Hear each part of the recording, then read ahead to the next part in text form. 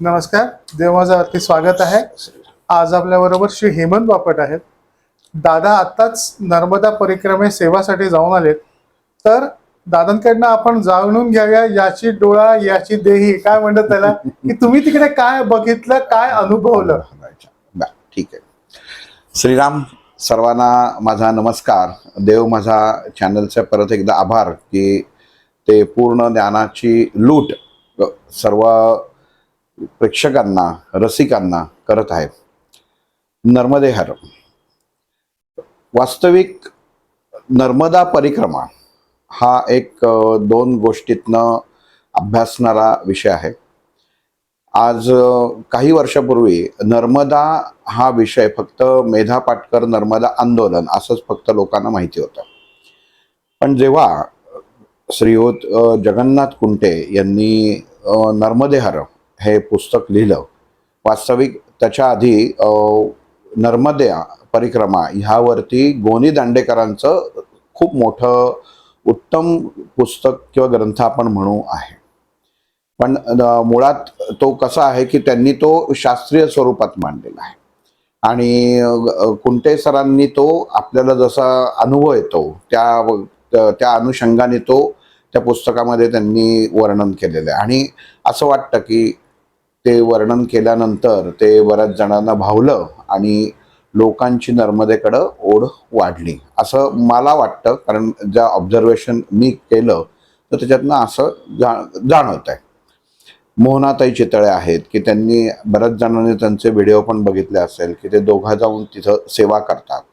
म्हणजे जसं एखादा परिसर प्रसिद्ध होतो आणि तो आध्यात्मिकदृष्ट्या जर उच्च असेल तर मनुष्य अर्थातच तिकडं खेचला हा जातोच.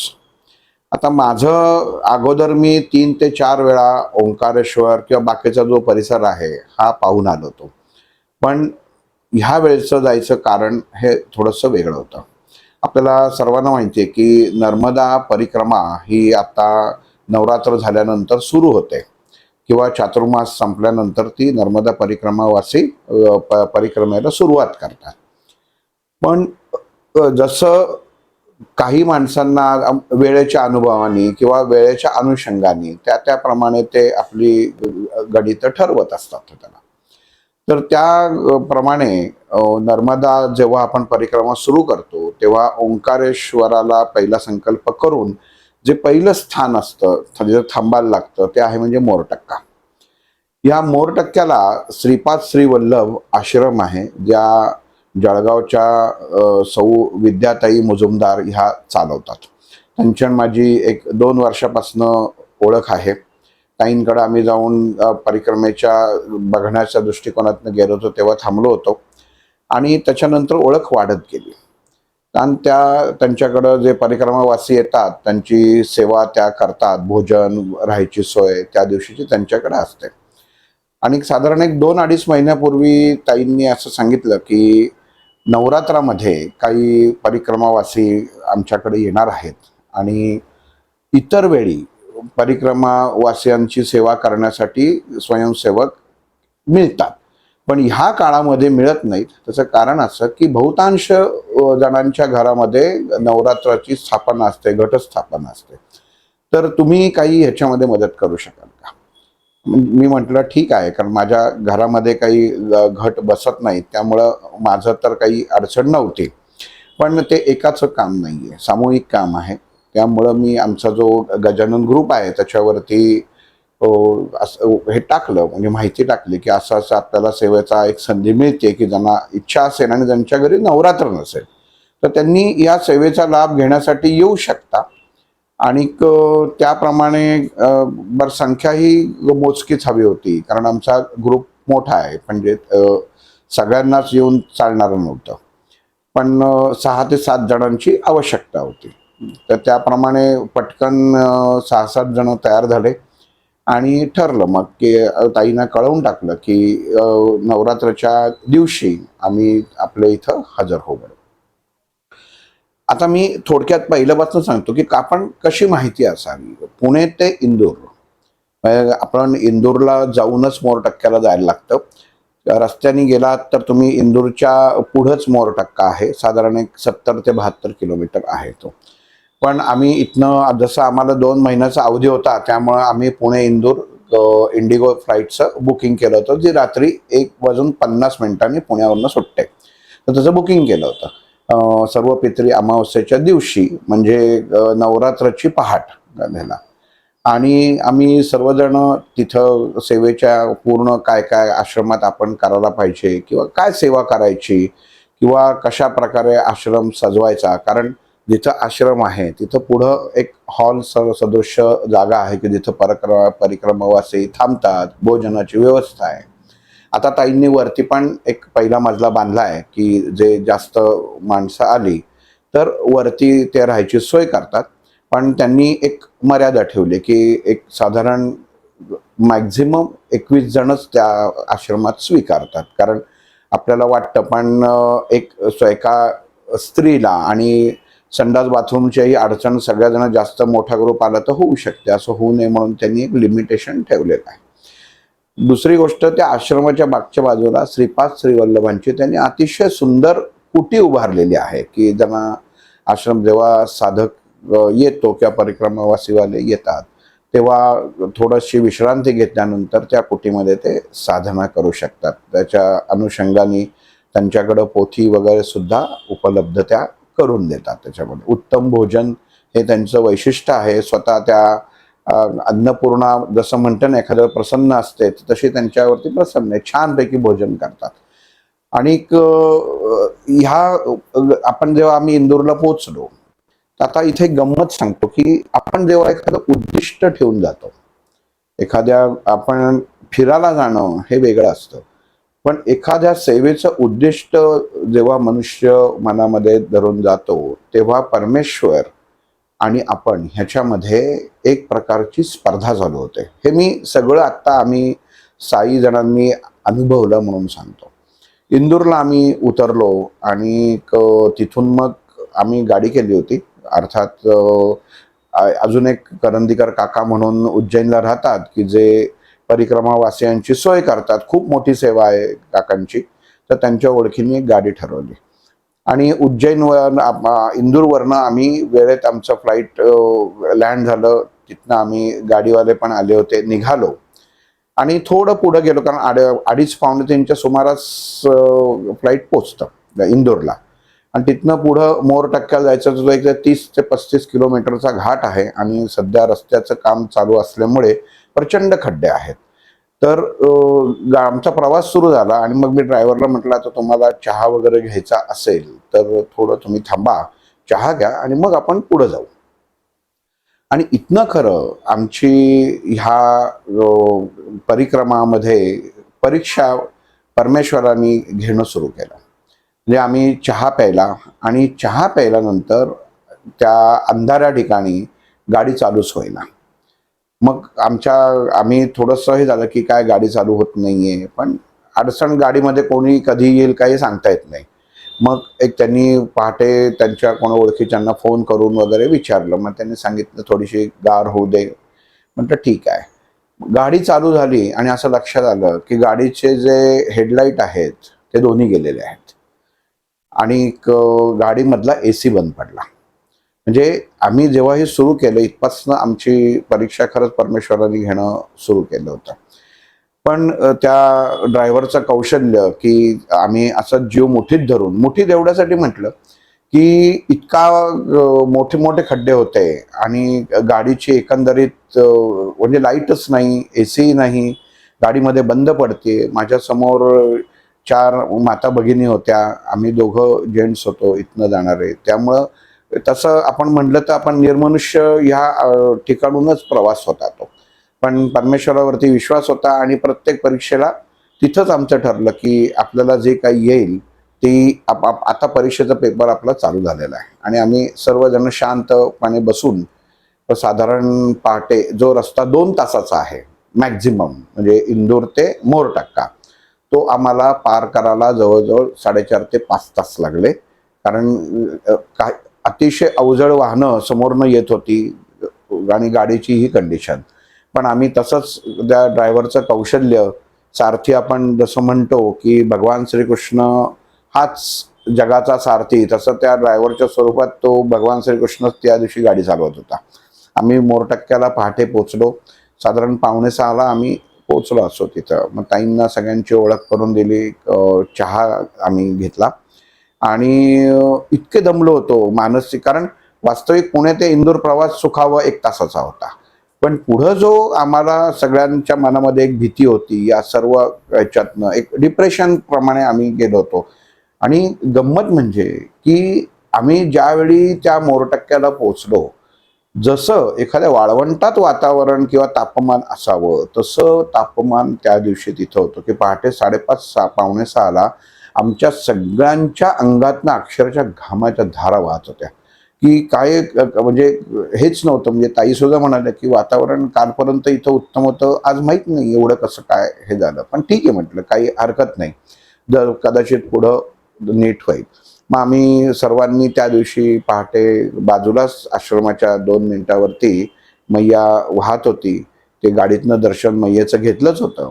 आणि मग सकाळी स्नानाला आम्ही लगेच ताबडतोब वेळ न घालवता स्नानाला गेलो. आणि किमया जे आपण म्हणतो की काय नर्मदेची किमया काय आहे, तुम्ही एवढ्या नद्या किंवा मी माझ्या जीवनामध्ये आपण जवळ जातो, समुद्रावर जातो आणि एक प्रकारचं त्या किनाऱ्यावर गेल्यानंतर आपल्याला असं जाणवतं की नको, या पाण्यात उतरायला नको. साधारण नदीच्या तर वाटतं, कारण असलेली घाण किंवा एक मनच असं तयार होत नाही. पण इथं आम्ही जेव्हा पहाटे गेलो तेव्हा खरंच म्हणजे आपण म्हणतो ना की सुरुवात, की त्या गावातनं जाताना छोटंसं गाव त्या किनारी होतं, की प्रत्येक जण नर्मदे हर, आणि तिकडं इतकी म्हणजे तुम्हाला एक प्रकारचं जो पाहुणा येतो त्याला मान असतो किंवा त्याला मान देतात, की कुठेही गजबजाट किंवा काय आहे काहीही नाही, सर्व शांत. याच्यावरती गेलो आम्ही, घाटावर गेलो, त्या स्नान केलं. आणि स्नानामध्ये इथे एक मुद्दामून एक नमूद आत्ता पहिल्यांदाच करायचं हे करतो, की आपण नर्मदा स्नानाला जेव्हा जातो, पुरुष स्नान करत होते, माता भगिनी स्नान करत होत्या, पण कोणाचं कोणाकडे लक्ष नव्हतं किंवा काहीही नव्हतं. प्रत्येक जण आपापल्या ह्या स्नान क्रियेमध्ये मशगूल होतं. आणि मग छानपैकी नर्मदेचं जसं स्नान आम्ही जे आपण म्हणतो ना की आईने आपल्याला जवळ घ्यावं, तसं नर्मदेचं जे पाणी आहे ते जेव्हा मस्तकावरती आलं, घेतलं, आणि त्या क्षणी जो शिणोटा होता, ही खरंच जादू आहे की तो सगळ्यांचा गेला. आणि आम्ही छानपैकी आलो, सगळे स्नान वगैरे केलं. तिथं येताना देवीचं प्रत्येक नर्मदाच्या किनारी भगवान शंकराचं, महादेवाची मंदिर आहेत आणि देवीची मंदिर आहेत. तर तिथं दर्शन सकाळी सकाळी मस्तपैकी महादेवाची खूप मोठी पिंडी आहे मोरटक्क्याला, त्याचं दर्शन घेतलं, जल वाहिलं आणि आलो. आमचा नाश्ता वगैरे झाला. मग ताईंचे खरं जो आम्ही ज्या कार्यासाठी गेलो होतो त्याची चौकशी सुरू झाली. आणि त्या दिवशी मग ताई आम्हाला म्हणाल्या की तुम्ही आलायत सगळे, पण गंमत अशी झाली की जो 11-12 जणांचा ग्रुप यायचा होता तर त्यांचं येणं रद्द झालेलं आहे. म्हणजे आणि परिक्रमावासी ही अशी गोष्ट असते की कुठल्या क्षणी येतील हे सांगता येत नाही. म्हणजे आपल्याला ते त्यासाठी तयार राहणं गरजेचं असतं. आणि त्यावेळी त्यांनी सांगितलं की इथं आत्ता आज तरी काही ते येणार नाहीयेत. आणि म्हटलं ठीक आहे, काही हरकत नाही, पण आता आम्ही आलेलोच होतो. मग मठा आपल्या आश्रमाची आम्ही झाडलोट वगैरे जे सेवा आहे छानपैकी ताबडतोब चालू केलं. पण तापमान जे होतं त्या तापमानाने आमची परीक्षा घ्यायची सुरुवात केली. की इतकं तापमान की कोणालाच काही गंध लागेना. आणि त्यातून आम्ही असं ठरवलं की आज पहिला दिवस आहे तर आपण काय करायचं, आता परिक्रमावासी तर येणार नाहीयेत म्हणून. मग त्या दिवशी आम्ही ठरवलं की ओंकारेश्वराचं आपण दर्शन घेऊन येऊ, कारण तिथनं मोरटक्का ते ओंकारेश्वर हे गाडीनी फक्त 18 ते 20 किलोमीटर अंतर आहे. मग म्हटलं आपण ते दर्शन घेऊन येऊ आणि उद्या आपण पाहू काय करायचं, ते परिक्रमावासी आल्यावरती सेवा काय करायची ते बघू म्हणून. पण उन्हाळाच आम्हाला सगळ्यांना इतका लागला की आम्ही कोणीही त्या क्षणी उठू शकलो नाही, की इतक्या घामाच्या धारा. म्हणजे आम्ही त्या पहिल्या दिवशी सकाळ आणि संध्याकाळ मैयामध्ये जाऊन स्नान करायचो आणि दिवसातनं 2 वेळा त्यांच्याकडे बाथरूममध्ये आम्ही स्नान करायचो. म्हणजे 4 वेळा आम्ही स्नान करायचो. इतका उन्हाळा त्यावेळी तिथं होता. आणि म्हटलं ठीक आहे, आपल्याला आता भगवंतानी परीक्षा घ्यायची ठरवलीच आहे प्रत्येकाला. आपल्याला सगळ्यांना माहिती आहे की सद्यस्थितीमध्ये बाहेरचं जे वातावरण आहे, आपण सुखवह गोष्टींच्या आहारी गेलेलो आहोत. प्रत्येकाच्या घरामध्ये आधी जसे पंखे असायचे, नंतर कूलर आले, नंतर एअर कंडिशन आले आणि तिथं फक्त पूर्णतः आश्रम वर्ण पत्र्याचा आहे. तिथं 2 पंखे आणि एक कूलर, जो खरं वास्तविक त्यांनी 2-3 वर्ष काढलाच नव्हता, त्या काकांनी काढून दिला. पण कूलर चालू होता, पण त्याचं जी कूलिंग मोटर होती ती बंद होती. मग त्यांनी मेकॅनिकला बोलवलं आणि ते चालू करून दिलं. त्या दिवशी रात्री असं वाटलं की आम्हाला की आता सुसह्य होईल. पण परमेश्वराने तिथंही परीक्षा घेतली. तो कूलरही बंद पडला आणि आश्रमातले पंखेही बंद पडले. आणि आम्ही जे कोणी, म्हणजे माझा स्वतःचा वैयक्तिक अनुभव सांगतो की टेम्परेचर थोडं स्वभाव आहे, शरीर स्वभाव आहे म्हणून सांगतो की थोडंसं जरी उकडायला लागलं तरी पंखा किंवा AC पाहिजे, ही एक माझ्या मनाची किंवा शरीराची आवश्यकता आत्तापर्यंत होती, म्हणजे तिथपर्यंत होती. पण जेव्हा इथं मी एक क्षण मला असं वाटलं की मी इथं का आलोय, मी इथं कशासाठी आलोय, इथं आता परिक्रमावासी येणार नाहीयेत, तर आपण असं करू, तिकीट परत हे करू आणि आपण परत निघून जाऊ.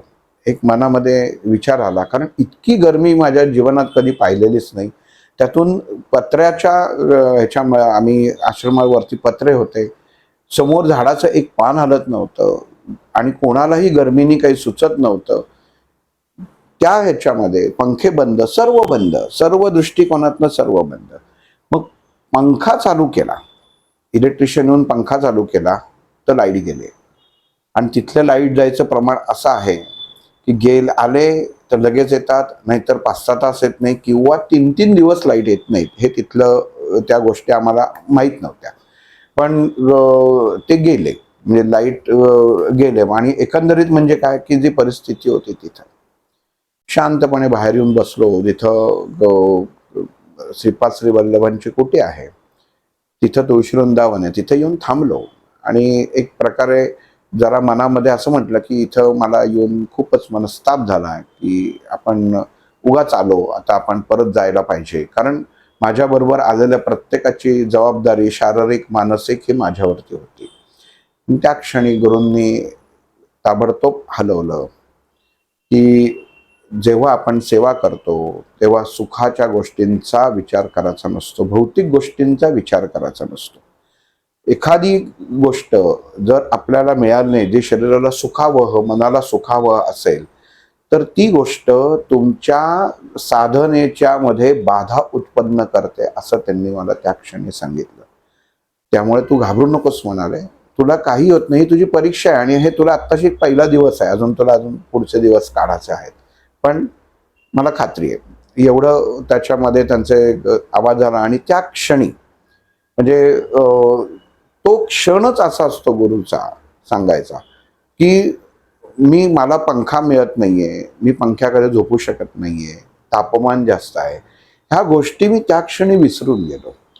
माझ्या बरोबर जे होते त्यांना पंख्यात झोपवलं गेलं. आणि आम्हाला कायम गुरूंनी एक शिकवलं होतं की मी त्यांचं बघायचो, त्यांनी 1-2दा सांगितलं होतं 1-2 जणांना की जेव्हा परिक्रमा करतो तेव्हा आपण जमिनीशी एकरूप व्हावं. म्हणजे आपण जेव्हा झोपतो खाली तर तेव्हा गादी असते, चटई असते, सतरंजी असते, तर ह्याचा कशाचाच अवलंब करायचा नाही. जमिनीवर झोपायची सवय करायची, जमिनीवर झोपायचं, काहीही घ्यायचं नाही मध्ये. त्याच्यानंतर स्नान हे थंड पाण्यानेच करायचं, हा दुसरा त्याच्यात झाला. कमीत कमी जेवायचं, हा तिसरा हे झालं. ह्या तिन्ही गोष्टी त्या क्षणी अंमलात आणायला मी सुरुवात केली की नाही, ह्या तिन्ही गोष्टी त्यांनी आपल्याला सांगितल्या होत्या, आत्ता आठवल्या. तर ते मग आम्हाला ज्या क्षणी हे आम्ही ह्या टेम्परेचरमध्ये सगळेजण राहत होतो, त्या टेम्परेचरमध्ये सगळ्यांनी आम्हाला परमेश्वरांनी सामावून घेतलं. आणि मग ठरलं की आपल्याकडे जर परिक्रमावासी येणार नाहीयेत तर आपण छानपैकी एक 4-5 ठिकाणी भेट देऊ आणि जी मांधाता परिक्रमा आहे ओंकारेश्वराच्या वरची, ओंकार परिक्रमा पण म्हणतो आपण, तर ती आपण करूया. आता इथं गंमत अशी झाली की आपल्याला एखादी परिक्रमा करायची असेल तर आपला फिजिकल फिटनेस, शारीरिक व्यवस्थित असणं गरजेचं आहे. आजच्या जीवन काळामध्ये प्रत्येकाला रोज चालायला जाणं, व्यायामाला जमत नाही. आणि माझ्या बरोबर जे होते त्यातले बरेच जण म्हणजे थोडेसे आम्ही स्थूल या कॅटेगरीमध्ये मोडणारे होतो.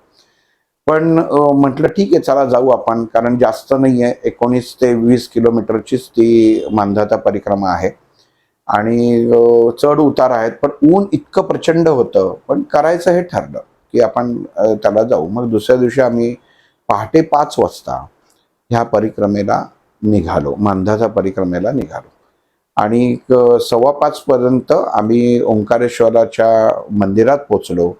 आणि एक लक्षात आलं की नवरात्रामध्ये महादेवाच्या मंदिरात तेवढी गर्दी नसते. हे मुद्दामून सांगतोय काय की कधी इन फ्युचर तुम्हाला जायची जर वेळ आली तर नवरात्रात गेलात तर साधारण गर्दी तुम्हाला लगेच दर्शन मिळतं. आणि त्या दिवशी 5:30 वाजता मग आम्ही सगळ्यांचं असं ठरलं की संकल्प आपल्याला उतरवणं गरजेचं असतं आपण परिक्रमा जेव्हा करतो तेव्हा.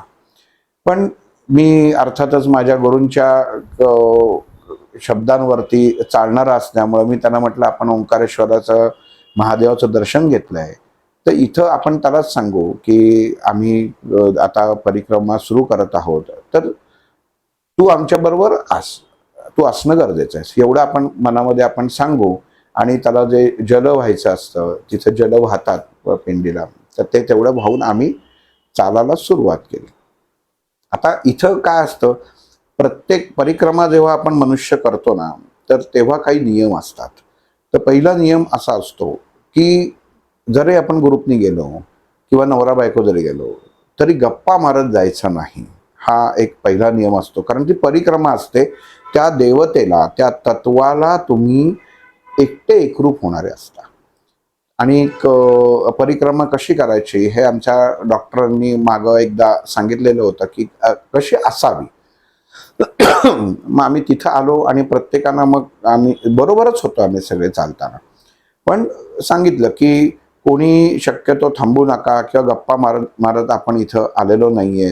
कारण परिक्रमा सुरुवातीपासूनच प्रचंड मारुतीरायांची जी छबी आहे, वानर तुम्हाला मोठमोठे दिसतात, पक्षी छान दिसतात, तुम्हाला बाजूचा जो संबंध निसर्ग सौंदर्य ज्याचं आहे ते तुम्हाला बोलवतं की बघा माझ्याकडे वगैरे. पण परिक्रमा करताना तुम्हाला थांबायचं नसतं. हा एक आपण कायम लक्षात ठेवणं खूप गरजेचं आहे. आणि मग आम्ही त्याप्रमाणे निघालो. प्रत्येकाची चालायची क्षमता ही वेगवेगळी असते, पण असं ठरलं की आपण साधारण आता हाच मार्ग आहे, चुकाचा काही प्रश्नच नाही. तर त्यामुळं बरोबर आहे तर ठीक आहे, पण जिथं संगम आहे, थोडं पुढं गेल्यानंतर संगम आहे, मग सुरुवात त्या अनुषंगाने केली. तिथं 2 नियम होते की जे मला डॉक्टरांनी सांगितले होते, ते मी स्वतःसाठी अंमलात आणले. ते म्हणजे एक की परिक्रमा किती छोटी असो किंवा मोठी असो, परिक्रमेमध्ये थांबायचं नाही. म्हणजे कुठल्याही परिस्थितीमध्ये तुम्हाला परिक्रमेमध्ये थांबता येत नाही, पावलांना थांबायचं नाही, हा एक भाग. दुसरी गोष्ट, अख्ख्या परिक्रमेमध्ये पाणी प्यायचं नाही किंवा कुठलंही अन्न खायचं नाही. हे त्यांनी सगळ्यांसाठी कंपल्शन नव्हतं, पण मला सांगितलं होतं. आणि गुरु सांगितलं म्हटल्यानंतर तो शब्द अखेरचा प्रमाण असतो. पाळायचा नाही पाळायचा हा प्रत्येकावरती अवलंबून असतो. पण माझ्या बॅगेमध्ये पाण्याची बाटली भरलेली होती, पण ठरवलं. आणि तिसरी गोष्ट, कमीत कमी लाळ गिळायची. म्हणजे थुंकी आपण जी गिळतो कारण ती तयार होते, तर ती कमीत कमी गिळायची. तर त्यांचं असं होतं की गिळायचीच नाही, पण ते माझ्याच्यानी खरं सांगायचं तर शक्य नव्हतं. पण ठीक आहे, चालायची सवय नाही, वजन माझं 91 किलो आहे, गुडघे आधेमध्ये दुखतात. मी हे का सांगतोय की पुढची गोष्ट कळण्यासाठी सांगतोय की त्याच्यातनं चालणं सुरू केलं परिक्रमेला. आणि ठरवलं आपण कुठे थांबायचं नाही, दम लागला तरी थांबायचं नाही. आणि कुठेही पाणी प्यायचं नाही आणि चालणं सुरू केलं. पुढं गेल्यानंतर बरेच जण पाठीमागं पडले. आमच्याच ग्रुपमधल्या एक सौ मोकाशी आणि यांचं माझं स्पीड साधारण बरोबर होतं, पण गप्पा नाही, पण आम्ही बरोबर चालायचो. आणि पुढं गेलो की तिथं एक कावेरीचा आणि नर्मदेचा संगम येतो. मग पद्धत अशी आहे की त्या संगमावर जायचं. त्या संगमावर जाताना आपल्याला काही रस्त्यामध्ये जसे ठेले असतात, स्टॉल असतात, त्यांच्याकडं एका पुरसुंडीत केशरी रंगाच्या किंवा लाल रंगाच्या कापडात बांधलेली हरभऱ्याची डाळ मिळते. तर ती डाळ त्या संगमावर जाऊन भिजवायची, स्नान करायचं आणि वर यायचं. म्हणजे कावेरीचा आणि नर्मदेचा जर तिथं संगम बघितला तर अतिशय उत्तम आहे. पण कुठेही थांबायचं नाही, बोलायचं नाही. आपापलं जे काय आहे ते पटकन स्नान कर्म करून ती डाळ भिजवून आम्ही परत जिथं आपण जसं ओटी भरतो तसं सर्व साहित्य तिथं विकत मिळतं. ते तुम्ही कावेरीचं आणि नर्मदेचं तिथं ओटी भरू शकता. नंतर छानसा पानामध्ये दिवा मिळतो, तो दिवा तुम्ही दाखवू शकता. तुम्हाला भोग म्हणून तिथं साखर फोंटाणे मिळतात, ते तुम्ही दाखवू शकता. मग तिथनं हे झाल्यानंतर तुम्हाला वर यायला लागतं. आणि इथे एक गोष्ट नमूद करतो, जर पुढं कोणी जर गेलात तर शक्यतो संगमावरचं जसं म्हटलेलं आहे की नर्मदेतला हर कंकर ये हे शंकर, म्हणजे हर कंकर में शंकर असं म्हटलेलं जातं. पण या ठिकाणी काही तांत्रिक गोष्टी चालतात, म्हणून कधी कोणी जर ह्या परिक्रमेला गेलं तर जिथं नर्मदा आणि कावेरीचा संगम होतो तर तिथनं कुठल्याही प्रकारचे दगड जे वेगवेगळे मिळतात किंवा तिथली कुठली एखादी वस्तू अशी सापडली तर कधीही आणू नका. कारण तिथं ह्या गोष्टी तांत्रिक मांत्रिक गोष्टी बऱ्याच वेळा जे काही असतं त्या अनुषंगाने होतं. त्याच्यामध्ये हे मुख्यत्वे पुढं कधीतरी लक्षात यावं, नाही तर आपल्याला पटकन मला अमुक मिळालं, मला तमुक मिळालं असा आपल्याला आनंद होतो. तर तसं त्या संगमावर तरी करू नका. असं स्नान तुम्ही करा, कारण वाहतं प्रवाह आहे. मैयाच्या जवळ गेलं की सगळं शुद्धच होतं. आणि ही गोष्ट लक्षात ठेवायची. आणि मग तिथनं जे भिजवलेली डाळ आहे ती पुरसुंडी घेऊन तुम्हाला तिथं वरती थोडं अगदी एक 50-100 पावलं चढायला लागतात. आणि ऋणमुक्तेश्वर महादेव मंदिर व ओंकारेश्वर हे तिथं तुम्हाला जायचं. आणि आतमध्ये महादेवाची त्या ऋणमुक्तेश्वराची पिंडी आहे. तिथं ते पूर्ण ती हरभरा डाळ आणि ते कापड हे तिथं त्या पिंडीवरती रीत करायचं, मोकळं करायचं. नमस्कार केला की अशी आख्यायिका आहे की तुमची जे पुढचा जो प्रवास आहे, भविष्यातला प्रवास किंवा तुमचा देह जेव्हा आपण मनुष्य ठेवतो त्याच्यानंतरचा प्रवास हा सुखावह होतो. किंवा कुठल्याही तुमचे म्हणजे कुठला दोष असेल किंवा कुठले अडचणी असतील तर तो त्याच्यामध्ये कमी व्हायला मदत होते. जायला म्हणत नाहीये, कमी व्हायला मदत होते. मग त्याचं तिथं तुम्ही दर्शन घेतल्यानंतर तिथनं बाहेर पडून परिक्रमेला परत सुरुवात करता की जो वास्तविक परिक्रमेमध्ये चढ आहे, वरती गाव आहे. खूप सुंदर छान छान वेगवेगळ्या प्रकारची मंदिरं जाताना लागतात.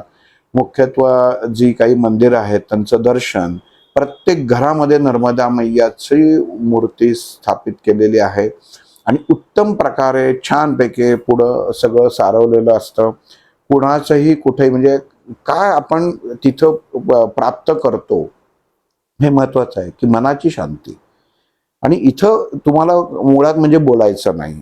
कारण परिक्रमा करताना हे मी अनुभवलं की वास्तविक मी रोज व्यायाम म्हणून चालायला जातो, पण तिथं जी गती होती. आता इथं अजून एक सांगतो की मागं जेव्हा मी आमच्या डॉक्टरांना सिंहगडला जायचो तर सिंहगडाचा चढ माहिती आहे की जर सवय नसेल तर कोणालाही आपण जेव्हा एखाद्या ठिकाणी फिरायला जातो तर त्या ठिकाणी चढ असेल तर आपल्याला दम लागतो किंवा.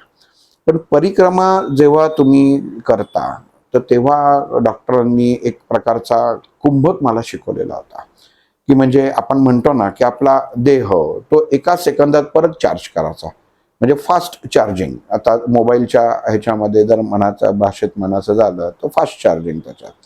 तर तो कुंभक त्यांनी शिकवला होता की मला जिथं असं वाटायचं की नाही अरे माझी पावलं जरा हळू पडतायत तर तिथं तो कुंभक करायचा. कुंभक म्हणजे काय, आता हा प्रकार सांगतो सगळ्यांना. कुठं कधी परिक्रमेला गेलात किंवा आपण कुठं जर व्यायामाला तर हा प्रयोग करून बघा, की जसा एखादा ॲम्ब्युलन्सचा सायरन असतो त्याच्यात, की खालीवर खालीवर, तर आता एक आपण चालतोय तर चालता चालता थांबायचं तर नाहीच आहे.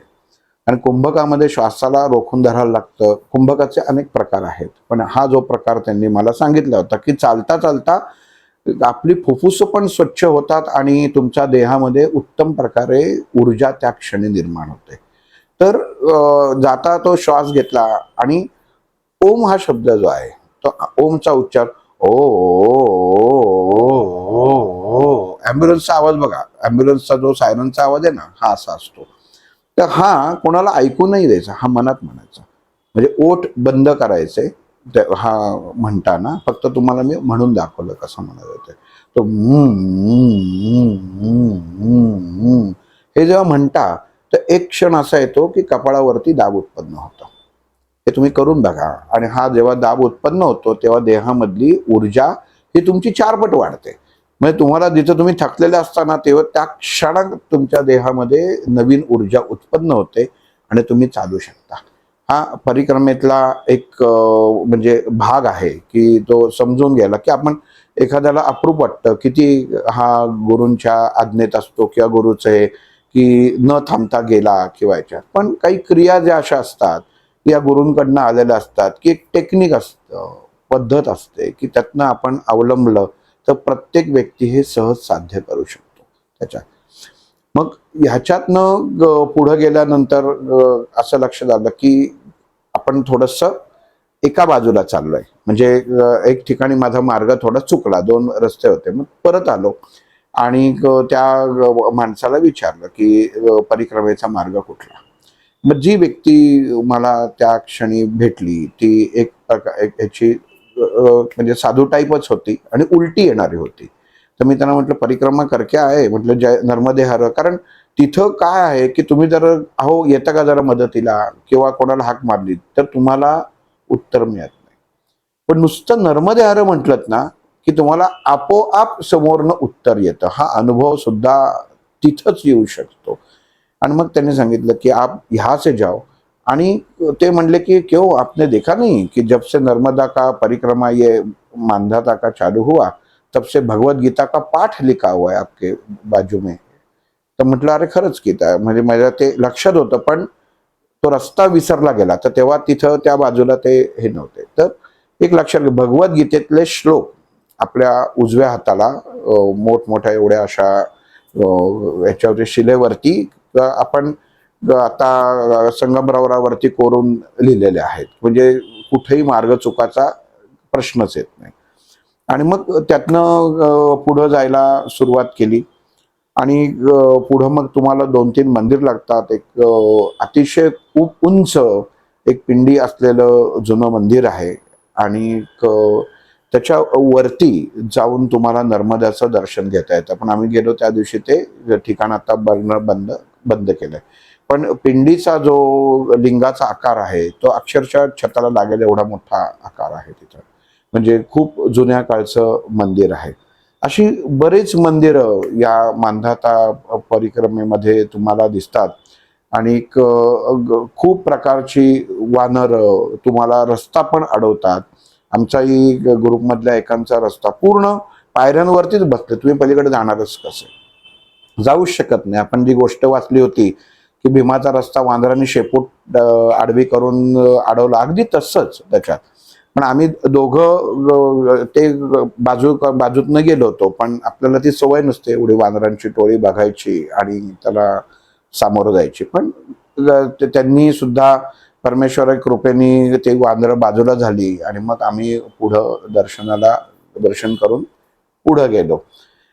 परिक्रमेमध्ये 3 टप्पे असे आहेत की खूपच चढायला लागतं आणि पायऱ्या खोल आहेत. म्हणजे पायऱ्यांचा जे आपण म्हणतो ना, छोट्या असल्या तरी त्रास असतो आणि जास्त उंची असतं तरी त्रास असतो. कारण त्यांच्या गुडघ्यांचा अडचणी आहेत. तर त्यांनी लक्षात घ्यावं. इथनं आम्ही परिक्रमा करतानाच मी सांगितलं होतं की प्रत्येकाने निकॅप बरोबर ठेवा.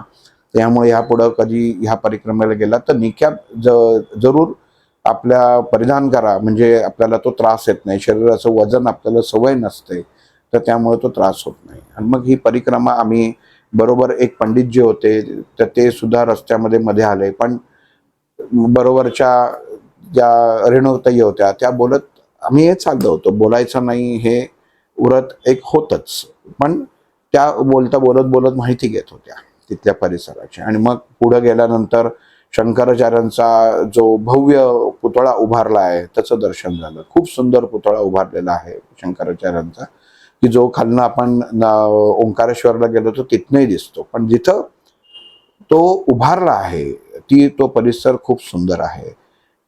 तिथं एकाच ठिकाणी उमराच्या झाडाखाली मात्र 1 मिनिट साधनेसाठी म्हणून तिथं मी 1 मिनिट बसलो. म्हणजे किती, की त्या एक वानर अतिशय छानपैकी एक असं अपेक्षेने बघत होतं, म्हणून म्हटलं या वानराशी जाऊन जरा गप्पा मारावी याच्या, म्हणून मी तिथं जाऊन बसलो. आणि 1 मिनिट त्या वानराशी संवाद साधून आम्ही त्याचा फोटोही काढलेला आहे, मी शेअर करीन याच्यावरती. आणि मग आम्ही परत पुढं जायला सुरुवात केली. आणि मग एक साधारण एकंदरीत परिक्रमेला 2.5 ते 4 प्रत्येकाच्या चालण्यावरती अवलंबून असतो. तर आम्ही आमचे 2.5 तासामध्ये परिक्रमा झाली. आणि मग आल्यानंतर पहिला पाण्याचा घोट घेतला. पण अख्ख्या परिक्रमेमध्ये कुठेही पाय दुखणं, अंग जड होणं, डोकं दुखणं, घसा दुखणं, कारण पाणी प्यायलेलं नव्हतं किंवा काहीच नाही. आणि ऊनच एवढं होतं की त्याला काही म्हणजे शब्दच नाही, इतकं उन्हाचा चटका होता. पण त्या मैयेची कृपा, गुरुची कृपा, त्याच्यामुळे आम्ही छानपैकी परिक्रमा करून आलो. ते दर्शन घेतलं. आणि मग सगळे एका पाठोपाठ एक आम्ही सगळे आल्यानंतर त्या दिवशी ठरवलं की आता आपण परिक्रमा आता हे केलेली आहे, तर आज जाऊन विश्रांती घेऊ आणि मग उद्या पुढच्या आपण प्रवासाला जायला लागू, म्हणून असा एक विचार केला. पण मनामध्ये आलं की आता इकडे जातोच आहे तर आपण सियाराम बाबांचं दर्शन घेऊन जाऊ. प्रत्येकाला माहिती आहे की सियाराम बाबा, नर्मदा परिक्रमा, ओंकारेश्वर आणि सियाराम बाबा, की कोणी असं व्यक्तिमत्व किंवा व्यक्ती नसेल की ज्यांनी सियाराम बाबांचं दर्शन घेतलेलं नसेल. साधारण वय, आता मी साधारण म्हणजे काय होतं, आपण एवढंच नाही तेवढंच नाही ह्याच्यापैकी साधारण 110 ते 135-40 वयाचे ते आहेत. आणि ज्या ठिकाणी त्यांचा म्हणजे एक छोटंसं देऊळ वजा त्यांचा मठ आहे, आश्रम आहे, तर त्या ठिकाणी ते बसतात. आतमध्ये रामाचा मोठा फोटो आहे, मुद्रा आहे. आणि ते स्वतः समोर रामचरितमानस वाचत वाचत बसतात.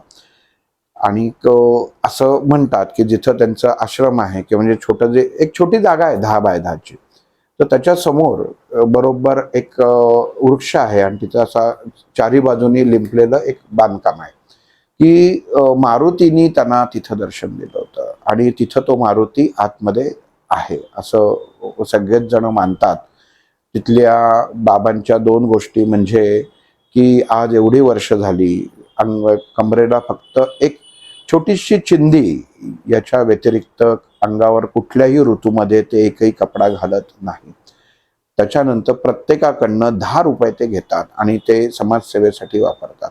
तुम्ही त्यांना 100ची नोट दिली तरी त्यांना ते बघत नाहीत, म्हणजे ही का आहे, आपण गेल्यानंतर काय आपल्याला अनुभवचं आहे.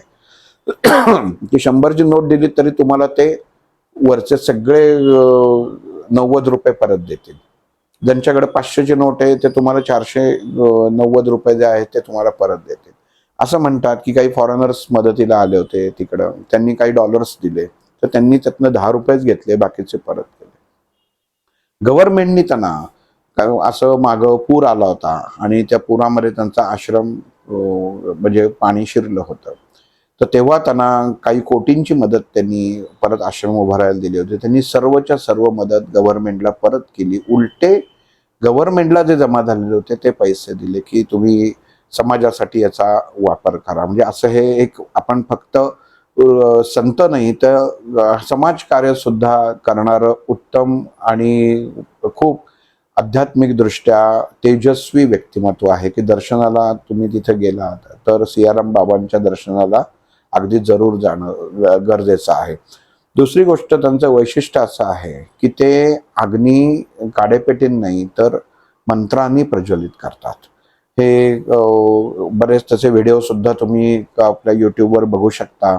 आणि अजून एक त्यांचं वैशिष्ट्य असं आहे की ते चहा करतात स्वतः आणि तो चहा प्यायला त्या गावातली किंवा इतर याच्यामध्ये बरीच लोक येतात आणि 2 भांड्यामध्ये एकमेकात ते करतात.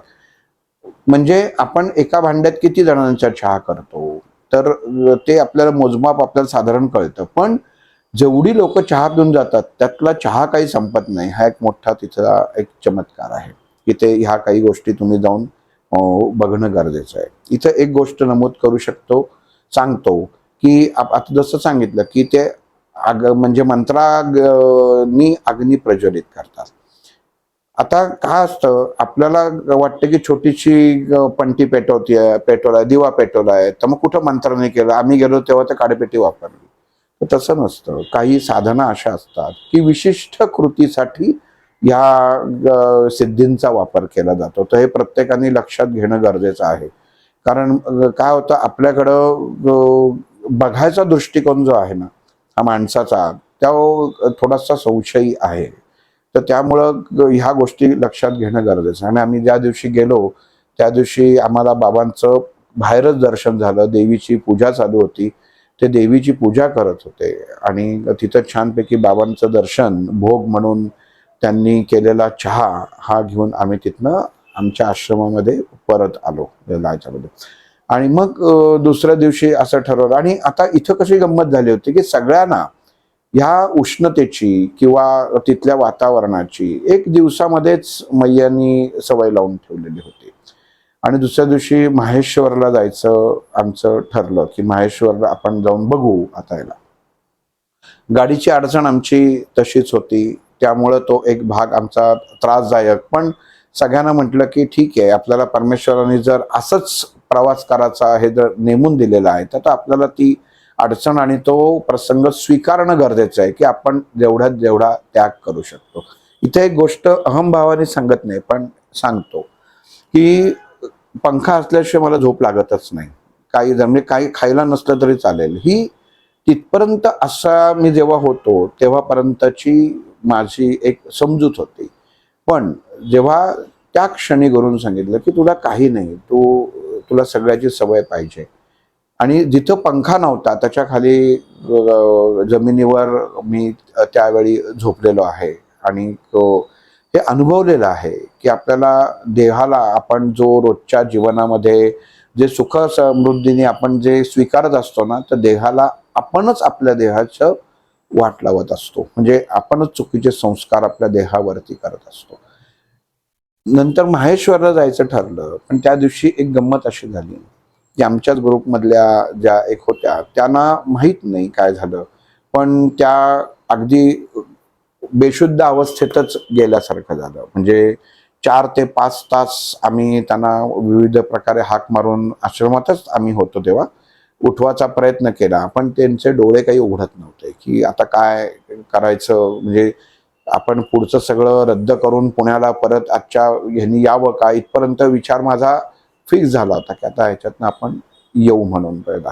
आणि काही केलं काही त्या उठायला तयार नाही सगळ्यांनी. म्हणजे संध्याकाळी आम्ही जसं स्नानाला जायचो तर त्याही यायच्या. त्यांना म्हटलं तर फक्त असं झोपेतनं ग्लानीत त्या म्हणल्या की पाणी आणा माझ्या देहावर शिंपडा म्हणजे तुम्ही पण मोकळे आणि मी पण मोकळे. म्हणजे अशी एक विपरीत बडबड त्यांनी सुरू केली होती.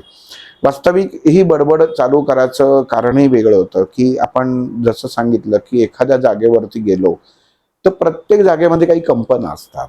तर तशी नको ती कंपनं एका व्यक्तीच्या मार्फत त्यांच्यामध्ये ती ट्रान्सफर झालेली होती. पण नाव मुद्दामून सांगत नाही उगाच कोणालाही आपण नाव ठेवू नये. पण ती झाली होती ते लक्षात आलं की यांचे पूर्ण देहामधली ऊर्जा जो आहे ती काढून घेतली गेलेली आहे. त्यामुळं ह्या आता काहीही करू शकत नाहीत आणि ह्यांना आपण एकतर ह्यांना उठवलं पाहिजे किंवा मग पुण्याला आलं पाहिजे की ह्याच याच्यामध्ये होतो कारण जबाबदारी असते ती. पण तशामध्येच त्यांना संध्याकाळी थोडंसं आम्ही हे करून उठवलं तोंडावर पाणी मारून त्यांना मग असं ठरलं की काही आपलं गोष्टी खाण्यातनं आपण एखाद्याची ऊर्जा बदलायला सुरुवात करू शकतो. आपण म्हणतो ना, कोणाच्या घरचं खाऊ नये मागं परान्न हा एक आपण विषय ह्या चॅनलवरती केला होता. तर तसं आता ते अन्न त्या व्यक्तीला देऊन तसंच हे करून त्याच्यामध्ये इंधन भरणं म्हणजे ऊर्जा भरणं गरजेचं होतं. मग त्यांना म्हटलं मी तुम्हाला ब्रेडचं स्लाइस गरम करून देतो आणि काही श्लोक आहेत जे डॉक्टरांनी आम्हाला सांगितले होते किंवा मी जे व्हायब्रेशन शास्त्र शिकलो त्यातनं जे होते, मग त्यातनं त्या मार्फत त्यांना ऊर्जा पास केली आणि त्या थोड्याशा म्हणजे जागेवर आल्या.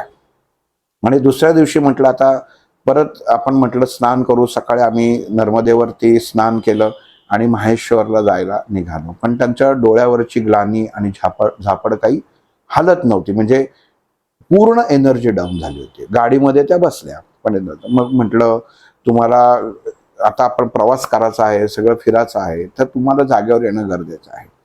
का असतं जीवनामध्ये आपल्या ज्या सिद्धी आहेत, अष्टसिद्धी आहेत, या सिद्धी कधीही वापर त्याचा करू नये.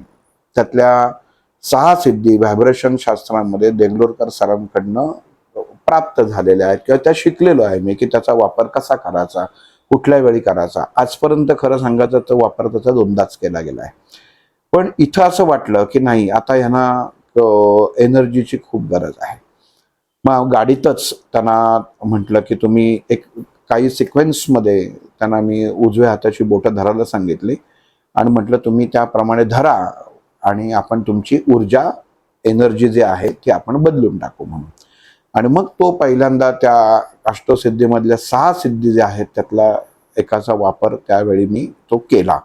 आणि खरंच महाराजांची कृपा, गुरूंची कृपा, एका मिनिटात त्या खडबडीत व्यवस्थित झाल्या. म्हणजे असं जाणवलंच नाही की आम्ही अगदी पुण्याला येईपर्यंत की ही व्यक्ती अशा स्टेजमध्ये गेलेली होती.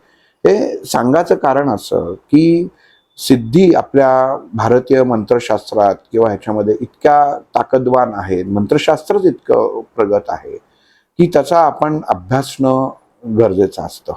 म्हणजे आणि जेव्हा आपण त्या देतो तेव्हा त्याच्यात आपला कर्तेपणा कुठलाही नसावा की हे मी केलं माझ्यामुळं झालं, तर नाही. करणारा तो युनिव्हर्सल असतं आणि ही कृती करून घेणारे आपले सद्गुरू असतात. आपण फक्त माध्यम असतो की काय द्यायचं ते. तर ते त्यांना दिलं. मग त्या छानपैकी गेला. आम्ही माहेश्वरला गेलो. माहेश्वर अतिशय सुंदर ठिकाण.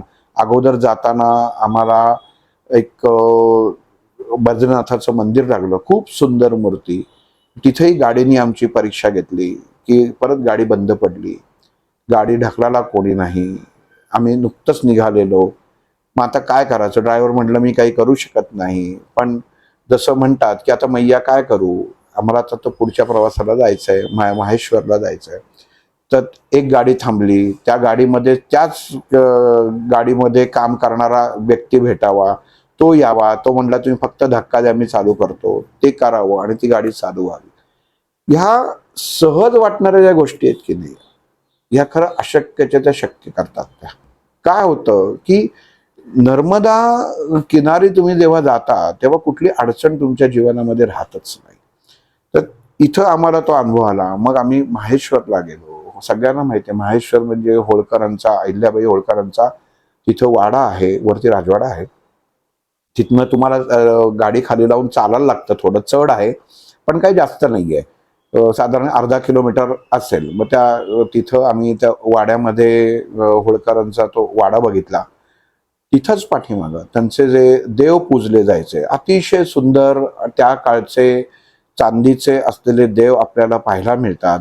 ते देव पाहिले आणि अहिल्यादेवी होळकरांचा मोठा पुतळा तिथं उभारलेला आहे. तो अगोदर म्हणतात की नर्मदेच्या काठी होता पण तो पडला म्हणून तो इथं आणून आता बसवलेला आहे सध्या याच्यात. मग तो पाहिला आणि मग खाली उतरून जायला लागतं. तिथं त्यांची हातमाग म्हणजे जे साड्या बनवतात तो कारखानाही तिथंच त्या जुन्या ठिकाणी असा आहे. तिथं साड्या विकत मिळतात.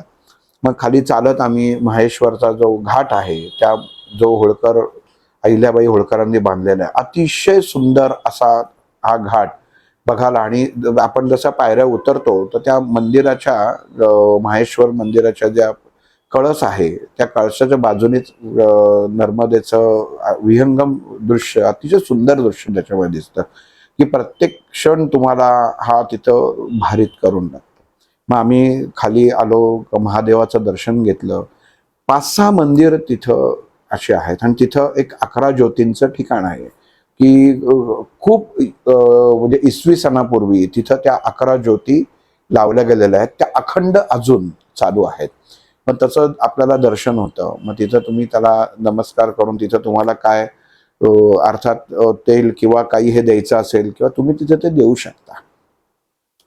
तिथनं आम्ही बाहेर पडलो. तिथं एक अनुभव तुम्हाला गंमत म्हणून सांगतो त्याला, की 2-3 आपण ह्या नर्मदा किनारी गेलं की माळा विकणाऱ्या, शाळीग्राम विकणारे असे खूप जण तुमच्या पाठीमागे लागतात.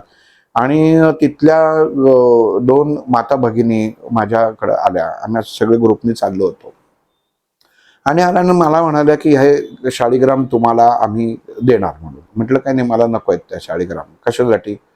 तर नाही म्हटले, देणार, आमची भोवनी तुम्हीच करा. आता म्हटलं काय, त्याच्या बाजूला अजून काही पर्यटक होते, ते बघत होते. त्यांनी माळा विचारली तर त्यांनी त्या दिल्या नाहीत. आता का दिल्या नाही त्याचाही मी खोलात जायचा कधी प्रयत्न केला नाही, पण त्या म्हटल्या नाही, आम्हाला भोवनी तुमच्याकडनंच करायची. मग त्यांच्याकडनं 2 शाळीग्राम की एकामध्ये त्यांनी वाजवून दाखवलं की त्यांच्याकडे जे शाळीग्राम होते तर तो शाळीग्राम 2 मी घेतले त्यांच्याकडनं. तर तो वाजवला की त्याच्यात पाण्याचा आवाज येतो.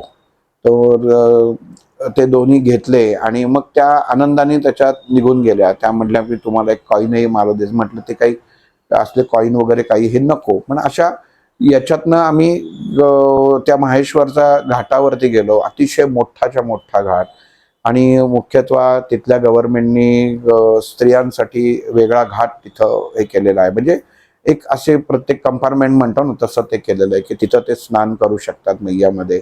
पुरुषांसाठी वेगळं केलेलं आहे. गायी तिथं तुम्ही, माशांसाठी खाद्य तुम्ही तिथं विकत मिळतं ते देऊ शकता. आणि मग माहेश्वरचं आम्ही ते दर्शन घेऊन त्याच्या बाजूलाच दुसरं एक शिवलिंग आहे, त्याचं दर्शन घेतलं आणि मग तिथनं पुढं माहेश्वरवरनं बाहेर यायला निघालो. आणि मग माहेश्वरपासनं साधारण एक 5 ते 6 किलोमीटर असेल तिथं सहस्त्रधारा म्हणून ठिकाण आहे की जिथं नर्मदेच्या अशा पाण्याची अशा हजारो धारा वेगवेगळ्या अशा दिसतात तुम्हाला. नदीच आहे पण त्या अशा सहस्त्रधारा दिसतात. आणि जाताना मध्ये जे आत्ता ज्यांनी मध्ये नारायण महाराज आपले नारायणपूरचे ज्यांनी देह ठेवला त्यांचा आश्रम आहे तिथं, दत्ताचं मंदिर आहे आणि ते जाता जाताच लागतं. मग त्याचं दर्शन घेऊन तुम्ही पुढे जाऊ शकता.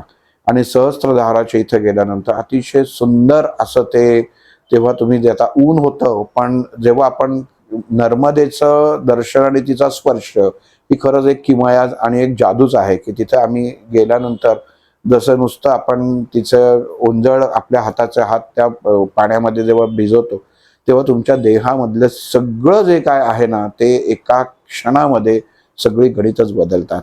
त्या उत्तम मस्तपैकी छानपैकी सहस्त्रधार दर्शन आम्ही तिथं केलं.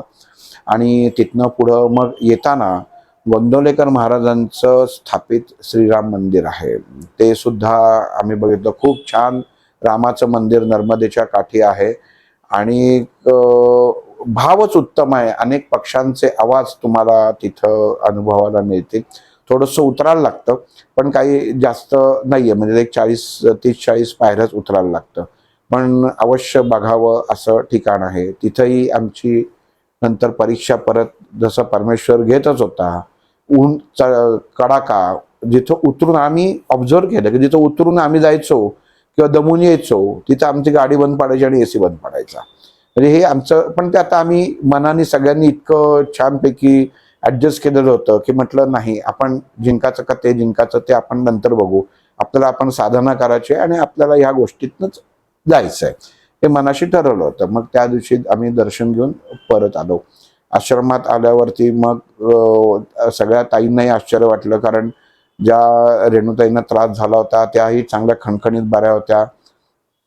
छानपैकी आम्ही त्या दिवशी भजन तिथं भजन झाली सगळी. त्याच्यानंतर आमच्याच ग्रुपमध्ये एक सौ खांडेकर होत्या, ज्या मर्मविद्या प्रवीण आहेत. मग त्यांनी मर्मविद्या कशी करायची, काही गोष्टी त्यांच्याकडनं आश्रमामध्ये सगळ्यांकडनं त्यांनी छानपैकी करून घेतल्या आणि शिकवल्या की आपल्याला काही शारीरिक त्रास हा प्रत्येकालाच काही ना काहीतरी दृष्टिकोनातनं हा असतोच. मग ते पूर्ण त्यांनी सेशन त्यांचं हे घेतलं आणि मग दुसऱ्या दिवशी आमचं असं ठरलं की रविवार होता, मग कुमारिका पूजन किंवा कन्यापूजन आपण म्हणू.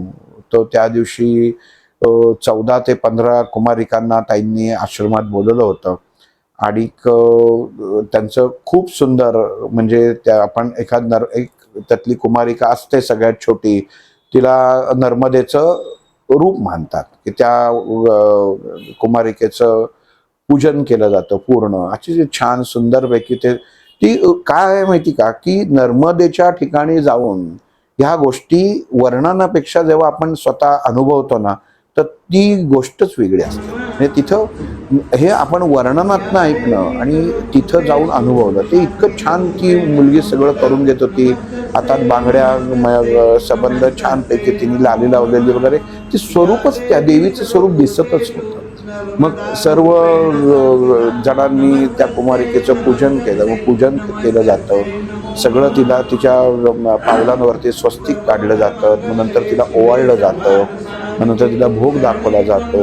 मग तिला काही काही काय असतं ते आपण वस्तू देतो, की प्रत्येकाच्या वेगवेगळ्या योजनेनुसार त्या कुमारिकेनं दिलं जातं, जेवढ्या बरोबर असतात. मग सगळ्यांचं कुमारिका भोजन असतं, मग त्यांना ते भोजन दिलं जातं. आणि एक ठरवूनच गेलो होतो मी की आपण जेव्हा ह्या परिक्रमेचं सेवेसाठी जातोय, तर ते आश्रमातनं जाईपर्यंत निघेपर्यंत की पूर्ण भोजन हे मीच बनवणार, हे मी ठरवून घेतलेलं होतं. त्यामुळं परमेश्वराच्या कृपेने सर्व जेवण बनवलेलं होतं. ते सगळं छानपैकी त्यांचं पूजन झालं आणि सगळ्या म्हणजे ज्या आनंदाने किंवा एक त्या कुमारिकांच्या म्हणजे सर्व एक देवीचे स्वरूपच आहे ते. तर त्या प्रत्येकाला आशीर्वाद देऊन त्यांची आरती केली जाते. या सर्व उत्तम प्रकारे जे कुमारिका पूजन आहे त्या दिवशी आमचं सकाळी पार पडलं छानपैकी. आणि मग असं हे ठरलं की आता आपण पुढं सगळे आमचे जेवढं इथलं बघायचं होतं ती 4 ठिकाणं बघून झालेली होती, की मग आता पुढे आपण इंदूरला जावं. म्हणजे इंदूरचा आपण भाग काही जे आहेत, किंवा आम्हाला महाकालला जायचं होतं, अशा तऱ्हेने मग आम्ही त्या दिवशी तिथं थांबवून दुसऱ्या दिवशी सकाळी स्नान करून च्यवन ऋषींच्या आश्रमामध्ये जायला निघालो. इंदूर म्हणजे मोरटक्का ते इंदूर ह्या रस्त्यामध्ये आतमध्ये एका ठिकाणी 18 किलोमीटरवर च्यवन ऋषींचा आश्रम आहे. म्हणजे आपण जे च्यवनप्राश आपण जे येतं, तर जे ऋषी होते त्यांचा तो तिथं आश्रम आहे. काही गोष्टी आपल्या पृथ्वी तलावरती आपण म्हणतो ना की काही एक आश्चर्यकारक असतात. आपण जगातली 7 आश्चर्य काय, तसं माझ्या दृष्टिकोनातनं स्वाध्यायातलं ते एक आश्चर्यच आहे की च्यवन ऋषींचा आश्रम. खूप सुंदर वातावरण, सबंध घनदाट जंगलामध्ये तुम्हाला प्राणी, त्या दिवशी आम्हाला तेवढे प्राणी सांगायचं तर खरं सांगायचं दिसले नाही. म्हणजे वानरं हजारोनी वानरं तुम्हाला दिसतात त्यांच्या ह्याच्यामध्ये आश्रमामध्ये. खूप अशाच शेनी गायी आहेत आणि प्रत्येक गायीला नाव दिलेलं आहे. तर ते नाव घेतलं की ती गाय येऊन तुम्हाला गायजवळ येते. आणि खूप मोठा आश्रम आहे. सगळ्यांची सेवा उत्तम चालते. कुठेही प्रकारचं शोभिवंत काहीही नाही. विजयेंद्र महाराज म्हणून आत्ता त्या आश्रमाचं आत्ता जे स्वामी आहेत, त्यांचे भारतामध्ये काय 80 ते का 98, आत्ता मला दोन्हीपैकी एक संख्या आहे, आश्रम आहेत. आणि मूळ त्यांचं जे आश्रम आहे ते मुंबई गोरेगावला, तिथनं त्यांचं सुरुवात झालेलं. आता तिथं एक समाज ते पाहतो. पण कार्य उत्तम, स्थान उत्तम. ज्यांना ध्यानासाठी जायचं आहे, स्वाध्याय सेवेसाठी जायचं आहे, तर त्याच्यासारखं उत्तम ठिकाण नाही. दुसरी गोष्ट, या आश्रमामध्ये एक कुंड आहे आणि त्या कुंडातलं जे जल आहे त्याचं असं म्हणतात की ते जल जर तुम्ही डोळ्यांना लावलं तर डोळ्याचे रोग हे जातात. म्हणून तिथं एक मंत्र पण लिहिलेला आहे. महादेवाचं मंदिर आहे आतमध्ये, त्याच्यावरती मंत्र लिहिलेला आहे. आता मी सरांना फोटो पाठवून तेव्हा तो मंत्र तुम्हाला त्या फोटोमध्ये दिसेलच. पण इतकं सुंदर, आणि त्या दिवशी मनात इच्छा होती की महाराज भेटावे, आणि ते महाराजही भेटले, त्यांच्याबरोबर चर्चाही झाली. काय असतं, आपण जीवनामध्ये आपल्याला छान म्हणण्यापेक्षा आपल्याला वाईट म्हणणारा माणूस भेटला पाहिजे. कारण आपल्याला तोंडावरती जर म्हटलं ना की तुम्ही किती छान आहात, तुमचं असं सगळं आहे, तर मनुष्यामध्ये अहंभाव उत्पन्न होऊ शकतो. पण तुम्ही ह्या ठिकाणी कमी पडताय हे जेव्हा दाखवणारी माणसं असतात ना, तर तेव्हा तुम्हाला कळतं की आपल्याला कुठल्या मार्गाने वास्तविक स्वाध्यायामध्ये किंवा जीवन जगताना जायला पाहिजे. मग आम्ही तिथं प्रसाद घेतला, अतिशय उत्तम छानपैकी प्रसाद त्यांनी दिला. आणि एक वैशिष्ट्य तिथं असं आहे की आपण पोळी वाढतो किंवा भात वाढतो, तर प्रत्येक शब्दाच्या पुढे ते राम लावतात. म्हणजे चपाती राम, भात राम, आमटी राम, भाजी राम. म्हणजे जे वाढतानाच त्याच्यामध्ये तुम्ही कल्पना किती सुंदर आहे बघा, की भगवंताचा त्याच्यामध्ये समावेश करून ते आपल्याला वाढलं जातं. आणि मग तिथं आपलं आपापली जे ताटं दिलेली आहेत ती धुवायची. मग ते धुताना मी गेलो होतो तिथं 2-3 साधू आले होते, परिक्रमावासीच होते, आणि ते गप्पा मारत होते. एक सुंदर वाक्य कानावर पडलं. ते एक साधू दुसऱ्याला सांगत होते की का जो चालू था उसमें से देखता हूं कि हर जो कोई है अभी सियासत में राजा बनना चाहता है. असं कुठल्या विषयावरती त्यांचं बोलणं चालू होतं. पण एक वाक्य त्यांनी ते सांगितलं की कुठल्याही व्यक्तीने जीवनामध्ये एखाद्या राज्याचा राजा बनायला जाऊ नये. कुठल्याही व्यक्तीने जीवनामध्ये एखाद्या राज्याचा राजा बनायला जाऊ नये, तर साधू बनलं पाहिजे. कारण साधू हा जिथं जाईल, ज्या जगतावरती ज्या राज्यात जाईल, त्याचा तो राजा असतो. हे वाक्य मला खूप त्या क्षणी ते भावलं की आपण जमिनीशी एकरूप राहायला पाहिजे. हा जो एक म्हणजे त्याच्यातनं 2 अर्थ निघतात. एक तुम्ही सुखावईने आपण आपलं एक संकुचित आपलं क्षेत्र निर्माण करू शकतो, तर त्याच्यापेक्षा तुम्ही समाजाला उपयोगी पडा. आणि जो मागच्या भागामध्ये सांगितलं की जो षडरिपूंना साधतो तो साधू होतात, म्हणजे ज्याच्यावरती अंमल असतो. तर आपण याच्यावरती समाजासाठी पेक्षा आपण स्वतःपासून सुरुवात करावी. जगाला आपलं सुधरवायला जाऊ नये. हे आता माझं तिथनं आल्यावरती मत ठरलं. मग काम करायचं नाही का, तर करायचं, पण स्वतःमध्ये अगोदर बदल घडणं खूप गरजेचं असतं. की मी केलं, कारण हा जो मी आहे ना, हा सगळ्यात घोटाळा सगळं करून टाकतो. तिचं अजून एक उदाहरण मला खूप छानपैकी ऐकायला मिळालं की रावणाला सर्व ज्ञान प्राप्त होतं, सर्व वेद प्राप्त होते, भगवान महादेवाचा मोठा भक्त होता. पण एक दिवस तर असं झालं की मी जरी यांचा मोठा भक्त असलो किंवा हे मी त्यांना मानत असलो, तरी ह्यांना उचलून मी लंकेत घेऊन जातो, म्हणून त्यांनी कैलासाच्या मुळाशी हात घालायचा प्रयत्न केला, उचलून घेऊन जायचा. आणि तो चुकला. आपल्या सगळ्यांना ती गोष्ट माहिती आहे की शंकरांनी महादेवानी फक्त पाऊल आपलं दाबलं तर लगेच त्याची बोटं अडकली, आणि मग त्यांनी ती क्षमा मागितली, असं त्याच्यात आहे. तर या गोष्टीतनं आपण काय घ्यायचं आहे, म्हणजे काय होतं, रावणाने कोणासाठी काय केलं नाही, सगळ्यांसाठी केलं, नातेवाईकांसाठी केलं, भावांसाठी केलं, सर्वांसाठी केलं. पण त्याला आत्मज्ञान प्राप्त झालं नाही. सर्व ज्ञानी होता पण आत्मज्ञानी नव्हता. हे मला तिथं एक शिकायला मिळालं की ऐकायला मिळालं की सर्व गुण होते, पण आत्मज्ञान नसल्यामुळे घात झाला. म्हणजे आपण एका परस्त्रीला आपण घेऊन आलोय, हे त्याला आत्मज्ञानाने कळलं नाही की याचे परिणाम काय होते. पण त्यांनी फक्त भौतिकतेकडे लक्ष दिलं. आणि हे वाक्य सध्याच्या काळामध्ये तुम्हाला जीवनामध्ये वापरणं खूप गरजेचं आहे की आपण सर्व गोष्टींचा विचार करतो, सर्व सुखावह गोष्टींचा विचार करतो, पण आपण आत्मकेंद्रित होत नाही. आणि ही गोष्ट मी जेव्हा ऐकली तेव्हा म्हटलं की ठीक आहे, पण ह्याच्यासाठी आता मला काहीतरी करणं गरजेचं आहे की माझं कुठं चुकतं. प्रत्येक व्यक्तीला माहिती असतं की आपल्यात काय दोष आहे किंवा काय उणं आहे. मग मी माझ्यातले 2 दोष त्यावेळी शोधून काढले, किंवा माहितीच होते पण ते कधी त्याच्यावरती काम केलं नव्हतं. त्यातला पहिला गोष्ट म्हणजे मला टीव्ही बघायची खूप सवय आहे. म्हणजे मी 2-2:30 वाजता इथनं घरी गेलो ऑफिसमधनं की गेल्या गेल्या पहिलं चप्पल काढायच्या आधी टीव्ही लावतो. मग तो कार्यक्रम काही असो किंवा काही बघत बसायचं आणि मग तो अगदी झोपेपर्यंत टीव्ही चालू. मग ही एक वाईट सवय होती. दुसरी गोष्ट त्याच्यामध्ये वाईट सवय होती की गरम पाण्याने स्नान करायचो. त्याच्यात मला अतिशय गरम पाणी स्नानाला लागायचं की शेकून आपण म्हणतो ना तसं. पण शास्त्र असं सांगतं की अति गरम पाण्याने जर अंघोळ केली तर शरीराचा ऱ्हास होतो.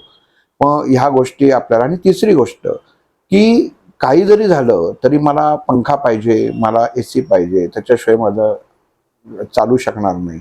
तर ह्या 3 गोष्टींचा आणि सर्वात महत्त्वाची की जी कायम व्हॉट्सअपवरती मित्रांशी गप्पा मारत बस किंवा कोणाशी बोलत बस किंवा एखाद्या विषयाचा आपण चर्चा करत असू तर ती उगाचच कारण नसताना खूप वेळ गप्पा मारणं. तर ह्या चारही गोष्टी त्या आश्रमातनं बाहेर पडताना मी त्या स्वीकारल्या की ह्या मी करणार नाही. आणि त्या तिथनं आल्यापासनं त्या मी करत नाही. म्हणजे मी सरप्राईज आहे, माझ्या घरच्यांना सुद्धा आश्चर्य वाटलं की आला नंतर टीव्ही समोर बसत नाही, टीव्ही लावतच नाही. हा पहिली गोष्ट की जे अशक्यपेक्षा नाही सवय होती की ती टीव्ही लावला नाहीये त्याच्या. दुसरी गोष्ट पंखा लावला काय एसी लावला काय काही फरक पडत नाही. तिसरी गोष्ट सकाळ आणि संध्याकाळ नर्मदेचं नामस्मरण करून स्नान करणं ह्याची एक सुरू केलं. आणि चौथी सगळ्यात महत्वाची गोष्ट की जे नंतर मित्रांनी जाणवलं की काय बोलत नाहीये की दमलायस का, तब्येत ठीक नाही का, की नाही. जो वायफळ आपण जे कनेक्ट असतो लोकांशी बोलतो ना ते सगळं बंद केलं. आणि मला ह्या याच्यातनं ह्या 4 दिवसामध्ये आता येऊन 4 दिवस झाले की लक्षात आलं की आपली एक एनर्जी वेगळ्या दृष्टिकोनातनं बदलतीये किंवा बदलत चालली. आपण कुठं आपली ऊर्जा वाया घालवतो. कारण थोडासा डोळ्याचा त्रास असल्यामुळे पुस्तक वाचायला अडचण होती. पण आता मी 3-4 दिवस झालं कुठल्या तरी एका विषयाचं आपल्याला पठण करायचं तर मला एक डोळ्याचा 1% पण प्रॉब्लेम किंवा त्रास मला जाणवला नाही. म्हणजे मग मी स्वतः अनुमान काढलं की आपण टीव्ही बघत होतो तर आपली ऊर्जा तिथे खर्च करत होतो किंवा मित्रांशी गप्पा मारत असताना कारण नसताना आपण त्या मोबाईलच्या स्क्रीन बघत बसायचो. निष्फळ चर्चा. काय गरज आहे का, तर नाही. म्हणजे मला सांगायचं एवढं आहे की मनुष्य देहामध्ये परमेश्वराने बरोबर आपल्याला ऊर्जा दिलेली असते. तर त्याचा आपण व्यवस्थित ना वापर करत नाही. तर त्या वापर करायचं हे ठरवलेलं आहे आणि तुम्ही करणार. कारण एकतर आपण जसं म्हणतो ना की एखादी गोष्ट आपल्याला जर सहज स्वीकृत असेल तर ती माणसाने करावी. पण इथं करणार. हे ते मी ठरवलेलं आहे की ह्या 4 गोष्टी करायच्या. आणि ह्या त्या आश्रमाचा आपण म्हणतो ना की एखाद्या स्थानाचं एक आपल्यावरती पगडा असतो किंवा एक इम्पॅक्ट पडतो. तर तसं त्या आश्रमाच्या गुरुजींच्या याच्यावर मोबाईल मी त्यांना म्हटलं तुमचा स्वामीजी मोबाईल नंबर द्याल का. लिहिलो बोले. मग म्हटलं घेतला. म्हटलं कधी केला तो म्हणले की हा 2-4 महिन्यातनं एखाद्याच वेळ लागतो नाही तर लागत नाही. कारण मी बघत नाही म्हणलं हात कपाटात ठेवलेला असतो. हे मी खूप म्हणजे मला आश्चर्य वाटलं. आश्चर्य वाटायचं खरं कारणच नव्हतं. पण म्हणजे आपण किती अडिक्ट आहोत. आपल्याकडे मोबाईल आपण नसेल इकडे तिकडे थोडासा ठेवला गेला तरी आपलं मन किती अशांत होतं. पण असून सुद्धा की त्याची गरजच नाही. आपण आजच्या काळामध्ये म्हणू की सगळे व्यवहार मोबाईलवरती झालेले आहेत. सगळं ऑनलाईन झालेलं आहे. काहीही अडत नाही. खरंच अडत नाही. मी या 4 दिवस बघतोय. मोबाईल जेवढ्या लांब ठेवता येईल तेवढ्या लांब म्हणजे नाहीच त्याच्यात. आणि असं ठरवून टाकलेलं आहे की कारण प्रत्येक गोष्ट तुम्ही जेव्हा त्याची अंमलबजावणी करता तेव्हा थोडासा अवधी हा द्यायला लागतं की एक 12 ते 13 जानेवारी नंतर सकाळी 1 तास आणि संध्याकाळी 1 तास 2 तासच मोबाईल चालू ठेवायचा. हा मी माझा स्वतःचा एक केलेला संकल्प असासाठी आहे की मी ह्या परिक्रमेमध्ये किंवा ह्या 5 दिवसामध्ये जे शिकलोय हे नुसतंच शिकलो आहे किंवा नुसताच अनुभव घेतल्यानंतर परत आल्यानंतर परत जैसे ते पहिले पाढे 55 तर तसं करून उपयोग नाही. कारण माझ्या दृष्टिकोनातनं नर्मदा परिक्रमा किंवा नर्मदेच्या ठिकाणी जी ठिकाणं आहेत म्हणजे असे आश्रम आहेत त्या प्रत्येक आश्रमातनं तुम्हाला काही ना काहीतरी जीवनाची एक गोष्ट शिकायला मिळते. आणि खरंच सांगतो की आपण आजच्या काळामध्ये ह्याचं खूप गरज आहे की आपण मानसिकरित्या प्रत्येक जण किती खचलेला आहे, विविध मार्गांनी खचलेला आहे. कोणी आपल्याला पैसा मिळत नाही म्हणून खचलाय, कोणी नोकरी धंद्यामुळं खचलेला आहे, कोणी मुलं नीट वागत नाही म्हणून खचलेलं आहे, कोणी माझं चांगलं होतच नाही म्हणून खचलेलं आहे, कोणी हप्ते व्यवस्थित जात नाही म्हणून खचलेलं आहे. पण तुम्ही जेव्हा अशा ठिकाणी जाता तेव्हा तुमच्या लक्षात येतं की या सर्व गोष्टींची मला गरजच नाहीये. एकला चलो रे जी एक दोन आरा आहे ना, तो इथं सगळा तुम्हाला तिथं गेल्यानंतर पटतो की ह्या कुठल्या भौतिक गोष्टींची तुम्हाला गरज नाही. आणि जसं नेहमीची रेग्युलर परिक्रमा जे मोठी परिक्रमा केली जाते तर त्याच्यामध्ये परिक्रमा उचलणं म्हणतात. म्हणजे आपण जे सुरुवात करतो की नाही तर ते ओंकारेश्वराला संकल्प केल्यानंतर उचलणं म्हणजे काय असं मला माहीत नव्हतं की काय एक्झॅक्ट कृती केली जाते. तर त्या नर्मदेचं जल घ्यायचं आणि ते आपल्या उजव्या हाताला, म्हणजे जी मोठी 3-4 महिन्याची किंवा काही जण काही वर्षांची करतात, 3 वर्ष 3 महिन्याची असते, 13 दिवस 3 तास, काय असे वेगवेगळे प्रकारे त्याचे नियम आहेत. तर त्याच्यामध्ये उचलणं म्हणजे त्या नर्मदेचं जल घ्यायचं आणि ते आपल्या उजव्या हाती ठेवायचं असतं, उजव्या खांद्याला.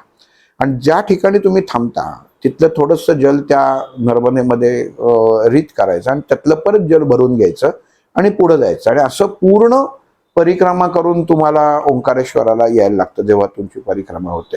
याचा अर्थ असा की मैया तुमच्या बरोबर सदैव असते. जे आपण अनुभव बघतो परिक्रमेमध्ये की मला आज बासुंदी खावीशी वाटली, त्याच्यानंतर पुरणपोळी खावीशी वाटली, तर ती मिळते. तर का मिळते? तर आई बरोबर आहे तुमच्या. आणि आई ही कधी बघा आपल्या बालकांना, मुलांना त्यांना जे पाहिजे ना ते हट्ट पुरवतेच. तर म्हणून ते एक प्रकारे कारण असावं असं माझं स्वतःचं वैयक्तिक मत आहे. म्हणजे हे कुठं लिहिलेलं किंवा त्याच्यामध्ये आहेच असं नाही, असं मला वाटतं की ती आई बरोबर आपल्याला जे पाहिजे ते देते. आणि हा खरंच अनुभव आम्ही आता ह्या 5-6 दिवसामध्ये खरंच घेतला की उत्तम प्रकारे आम्हाला जे पाहिजे होतं त्या ठिकाणी आम्हाला जी गोष्ट पाहिजे ती आम्हाला प्राप्त झाली. आणि मग चव्हाण ऋषींच्या आश्रमामध्ये मग आम्ही त्या स्वामीजींबरोबर आमचे फोटो काढले, त्यांचा पत्ता घेतला आणि असं ठरवलं की परत एकदा आता परिक्रमावासी आता चालू होतील. दिवाळीनंतर परिक्रमा चालू होते की एक 4-5 महिन्यांनी, लगेच असं सांगता येत नाही की त्या चव्हाण ऋषींच्या आश्रमामध्ये सेवेला जायचं. 2-3च सेवेकरी आहेत. पण काय असतं प्रत्येक ठिकाणचं एक वातावरणामधला बदल जो असतो ना तो हा तुम्हाला जाणवतो आणि आपल्याला किती स्वतःला बदलायची गरज आहे हे खरं कळणं गरजेचं आहे. आणि आजच्या जे आपण रोजच्या जीवनात जगताना जे आपल्याला रोगराई पसरली आहेत, कॅन्सर सारखे पेशंट्स आता 10 मध्ये 1 होतात, ते आता 10 मध्ये 1 निरोगी सापडतो, 9 जण कॅन्सर पेशंट सापडतात. तर तिथं गेल्यानंतर काय तुम्ही प्राप्त करू शकता, म्हणजे जे म्हणतो ना की मुळापासून जे आपण जर एखादी गोष्ट उपटून टाकली तर तुम्हाला त्या गोष्टीतनं काही राहतं आणि काहीही तुमचं अडत नाही. आपण म्हणतो की माझं सगळं अडतं, मग एकदा मग मुलांची लग्न होऊ देत, मग अमुक होऊ दे, मग शिक्षण होऊ दे, मग जाऊ ते जाऊ, काहीही नाही. इतकी आपल्याला विश्वास हवा ना की तिथं गेलत ना तुमची इथली सगळी गणितं चालू असतात. मी एक उदाहरण मी तुम्हाला म्हणून सांगतो. आमच्या डॉक्टरांनी एक उदाहरण दिलं होतं, ते मला तिथं त्याच्यामध्ये आठवलं की मी आत्ता जातानाही जेव्हा मी जायचं ठरवलं तेव्हा माझ्या एका कंपनीच्या एका साहेबांनी फोन केला की बापट तुम्हाला अमुक या ठिकाणी हिंजवडीला व्हिजिटला जायचं आणि तुम्हाला वैयक्तिक जायला लागेल. तर म्हटलं मला जमणार नाही, मी असं गावाला चाललोय. ते म्हणले नाही तुम्हाला जायला लागेल. असं कसं तुम्ही म्हणता की तुमच्यावर आम्ही डिपेंड आहोत, तर तुम्ही काहीतरी करा. म्हटलं काही नाही, करतो. काय करतो? म्हटलं मी रिझाईन देतो, मला तुमचं कामच नको. म्हटलं तुमच्या कंपनी. ते म्हटलं एकदम तुम्ही टोकाची भूमिका. म्हटलं अगदी ती घेणंच मला रास्त वाटतं. कारण म्हटलं मला कुठल्याही प्रकारचा मध्ये त्रास नको किंवा कोणी फोन करावे त्याच्या डिस्टर्ब करावं तर नको. जर तुम्हाला पटत असेल तर ठीक आहे, नसेल तर रीत. हा तुम्हाला म्हणजे अहंकार किंवा माज म्हणून म्हणू शकत नाही किंवा कुठलंही नाहीये. काय आहे की असे कित्येक अनुभव आहेत की जे नोकरी सोडून गेलेले नंतर प्रत्येकाला त्याच ठिकाणी परत नोकरी लागली. इतका अनुभव ह्या परिक्रमेचा माणसांना असतो. मग नंतर त्यांनी सगळं म्हटलं ठीक आहे आम्ही थांबतो म्हणून. त्यामुळे त्यांनी माणूस बॉम्बेवरनं पाठवून काम केलं, गोष्ट वेगळी. पण तुम्हाला हात मोकळं, तुम्हाला पाठीमागं काही न करता सोडून द्यायला लागतं. आणि अजून एक गोष्ट अशी असते की जी मला आमच्या डॉक्टरांनी सांगितली होती की परमेश्वर प्रत्येकाची खायची सोय करत असतो. आपण जसं म्हणतो ना की मी आता घरी नाहीये, मग माझी नोकरी कशी आहे, मग माझं कमाईच नाही तर माझं कसं घर चालणार, किंवा मी इकडे गेलो तर माझ्या घरी कोण बघणार. तुमच्या 2 वेळच्या अन्नाची सोय परमेश्वर करून ठेवतो. अगदी नक्कीच आहे, दाताखाली काय यायचं ना हे आपण ठरवत नाही. आपण अगदी भाजी आणली, तुम्ही मिठाईच्या दुकानातनं मिठाई आणली, तरी तुम्ही ती खायची का नाही हे तुम्ही नाही ठरवत, तो परमेश्वर ठरवतो. तर मला हे तेव्हा पटलेलं नव्हतं. म्हणजे आमचं जेव्हा डॉक्टरांशी चर्चा व्हायची तेव्हा म्हटलं असं कसं, जरा तुम्ही मला उदाहरण देऊ सांगा ना. तर ते म्हटले बघा इतकं परमेश्वराचे नजर असते प्रत्येक पिंडावरती, की ती म्हणजे एखादी बाई बाळंत होत आहे तर ते जे बाळ जन्माला येतं ना, ते बाळ जन्माला जसं येतं ना तसं ते आमच्या डॉक्टरांनी सांगितलं की त्या आईच्या स्तनामध्ये दूध उत्पन्न होतं. म्हणजे किती परमेश्वराची आपल्या देहावरती, आपल्या मनुष्यावरती कृपा आहे बघा. तोपर्यंत होत नाही. पण जसं ते जन्म घेतं तशी त्याची ही अन्नाची सोय झाली ना त्या बाळाच्या. लगेच दूध पिऊ शकत नाही, आईच्या दुधावरतीच ते जगतं. पण तोपर्यंत येत नाही, जसं जन्म घेतं तसं परमेश्वर त्याची सोय करतो. त्यामुळे त्यांनी मला, आमच्या गुरूंनी कायम सांगितलेलं आहे की बाकी काही काळजी करू नकोस. आर्थिक विवंचनाची जो मनुष्य काळजी करतो तो कधी स्वाध्यायामध्ये पुढे जाऊ शकत नाही. त्याचं कारण असं की व्यवहार जो असतो हा परमेश्वर आपल्याकडनं करून घेत असतो, आपण करत नसतो. आणि जेवढं आहे, जसं आता 2 दिवसापूर्वी रतनजी टाटांचा देहांत झालं, तर त्यांनी किती 60% त्यांच्या कमाईमधली ते वाटून टाकायचे, 40%च ठेवायचे. त्यांचं चरित्र बघितलं, वाचलं, तसं कुठलं येत नाही. आणि मग आपण फक्त एवढंच म्हणतो की ते टाटा होते, मी अमुक अमुक आहे. तर तसं नाहीये. प्रत्येक गोष्ट ही परमेश्वरा सगळ्यांना सारखीच देत असतो. फक्त त्याच्या वैचारिकतेने आणि भाग्यानुसार ती त्याला मिळत असते, हे आपल्याला स्वीकारलं पाहिजे. त्यामुळे अशा ठिकाणी जाताना, परिक्रमेच्या ठिकाणी किंवा आपण जेव्हा सेवेसाठी जातो तेव्हा तुम्ही आर्थिक नुकसान माझं काय होईल किंवा ह्याचा तर कधी विचार करू नका. कारण तुमची आणि तुमच्याबरोबर तुमच्या कुटुंबियाची खायची, जेवायची सोय हा भगवंत करतोच करतो. म्हणजे हे अगदी ही पावती आहे की जसं बाळाला आत्ता सांगितलं उदाहरण, तसं ते प्रत्येकाला हे देतोच. मग आम्ही तिथनं चव्हाण ऋषींचं ते सगळ्यांचं छानपैकी आम्ही दुपारी भोजन वगैरे तिथला स्वाद घेतला भोजनाचा. आणि मग आम्ही ह्याला निघालो, इंदूरला आलो. आणि सर्वांमध्ये इंदूरला अन्नपूर्णा मातेचं खूप मोठं मंदिर आहे आणि खजराना हे गणपतीचं मंदिर आहे. माझे 2च ठिकाणी आम्ही त्या दिवशी जायचं ठरवलं. आणि त्या दिवशी मग आम्ही अन्नपूर्णेच्या मंदिरात गेलो. तर खूप सुंदर मंदिर आहे. अन्नपूर्णेची काही ठराविक मंदिर भारतात आहे, त्यातलं हे एक छान मंदिर आहे की वर्षातनं एकदा तरी जावं. का जावं सांगतो, की अन्नपूर्णा म्हणजे ही आपल्या घरामधल्या अन्नामधली ऊर्जा उत्तम करणारी आणि उत्तम प्रकारे आपल्या घरातल्या प्रत्येक व्यक्तीचं शारीरिक संगोपन करणारी देवता आहे. की जर अन्न जर उत्तम असेल तर तुमचं जसं आपण म्हणतो ना की फ्युल चांगलं असेल, पेट्रोल चांगलं असेल तर गाडी व्यवस्थित स्मूथ चालते. तसं त्याचा जो स्वामी आहे, जसा जो अधिकारी आहे, ती अन्नपूर्णा माता आहे. आणि तिथं खूप सुंदर मंदिर आहे. तिथं जाऊन दर्शन खूप प्रसन्न वाटतं. तुम्ही तिथं बाहेरच ओटी मिळते, तुम्ही ओटी भरू शकता किंवा एक कार्य करावं. जसं माझ्या बहिणीने घरामध्ये अन्नपूर्णेच्या नावाने ओटी काढून ठेवली, तिथं भरली, तर तुम्हीही करू शकता. पण ती देवते आहे तिथं जायचं. मग आम्हाला फक्त काय वेळ होत नाही, जमत नाही, ते ही कारणं नसावी. कारण आपल्याला कुठल्या जीवनामध्ये काय प्राप्त करायचं आहे ना, हे खूप महत्त्वाचं असतं. खजराना गणपती सगळ्यांना माहिती आहे, खूप मोठा गणपती, विशाल पण दिसायला आहे.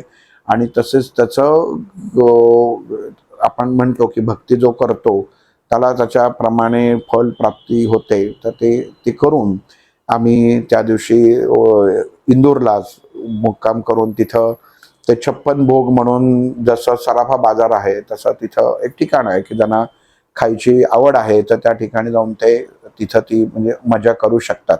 ज्यांना करायचे आहेत त्यांना. परिक्रमामध्ये ह्या गोष्टी येत नाहीत. आम्ही गेलो होतो म्हणजे खोटं बोलून सांगणार नाही. तिथं आम्ही जाऊन काय जे आम्ही आहे ते शेवटी अन्नाचा उपभोग हा घेतला आणि मग दुसऱ्या दिवशी पहाटे आम्ही महाकालला गेलो. महाकालला गेल्यानंतर तिथं माझ्या मित्राचं हॉटेल आहे नंदी म्हणून आणि तिथं आम्ही फ्रेश होऊन महाकालला दर्शन घेतलं. सध्या महाकालला काही प्रोटोकॉल्स आहेत त्याच्यामुळे अगोदरच जे आतमध्ये पिंडीवरती आपल्याला जल व्हायचं यायचं ते आता वाहता येत नाही.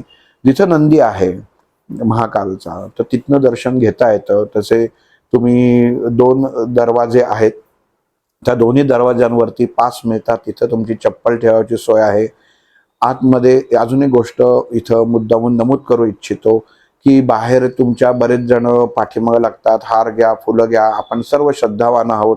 सर्वजण घेतो. पण आतमध्ये महाकालला ह्याच्यातलं काही वाहत नाहीत कारण त्यांचे काही नियम कडक आता झालेले आहेत. आणि दुसरी गोष्ट म्हणजे की स्त्रियांनी साडी नेसूनच महाकालच्या दर्शनाला ड्रेस चालत नाही. साडीच लागते. तर त्यामुळं हा एक भाग आहे आणि पुरुषांनी पूर्ण पोशाख लागतो म्हणजे शॉर्ट घालून गेलाय, 3/4 घालून गेलाय तर तसं चालत नाही. आणि मग महाकालच्या आवारामध्येच तुम्हाला सिद्ध गणेश मंदिर आहे. नंतर राधा गोपाल श्रीकृष्णाचं मंदिर आहे. लक्ष्मीनारायणाचं मंदिर आहे. नंतर रिद्धी सिद्धीचं मंदिर आहे. खूप उत्तम छानपैकी ही सगळी पवित्र तुम्हाला वातावरण त्याच्यामध्ये अनुभवाला मिळतं. हातामध्ये हा जो गंडा आत्ता बांधलेला आहे हा तिथं गणपतीच्या इथं बांधतात आणि 10 रुपये घेतात. ते मागत नाहीत पण 10 रुपये प्रत्येक जण त्यांना देतात. असं तिथं जेवढी मंदिर आहेत तिथं सगळ्या ठिकाणी धागा बांधतात. म्हणजे तुम्हाला जिथं बांधायचं आहे तिथं तुम्ही बांधू शकता. आणि मग दर्शन घेतल्यानंतर आम्ही पाठीमाग त्या देवीचं मंदिर आहे. जागृत 51 जी शक्तिपीठ देवीची आहेत तर त्या देवीचं उज्जैनला मंदिर आहे. तिथंही 4 का 5 ज्योती आहेत ज्या अखंड तेवत असतात. त्यांचं दर्शन होतं. त्या देवीची ओटी आपण भरू शकतो. उत्तम छानपैकी पवित्र आणि एक प्रकारची वेगळी कंपन तुम्हाला तिथं अनुभवायला मिळतात. आणि मग ते दर्शन घेऊन आम्ही मंगलनाथ आपण जे आहे की जिथं ज्यांच्या पत्रिकेमध्ये मंगळाचा दोष आहे तर तो दोष जसं काही त्रिपिंडी करतात किंवा कालसर्पाला आपण बरेच जण त्र्यंबकेश्वरला जातात तसं मंगळाची काही भारतामधली 2-3 स्थानं आहेत. त्यातलं एक हे आहे आता मंगलनाथ जे आहे तर तिथं मंगळाची शांती करतात. तिथं तुम्हाला जाऊन अगोदर सांगायला लागतं की आम्हाला शांती करायची किंवा काही तुम्ही ऐन वेळा मंगळवारी गेलात तर तुम्हाला ती शांती करता येते. मग तिथं मंगलनाथाचं दर्शन घेतलं.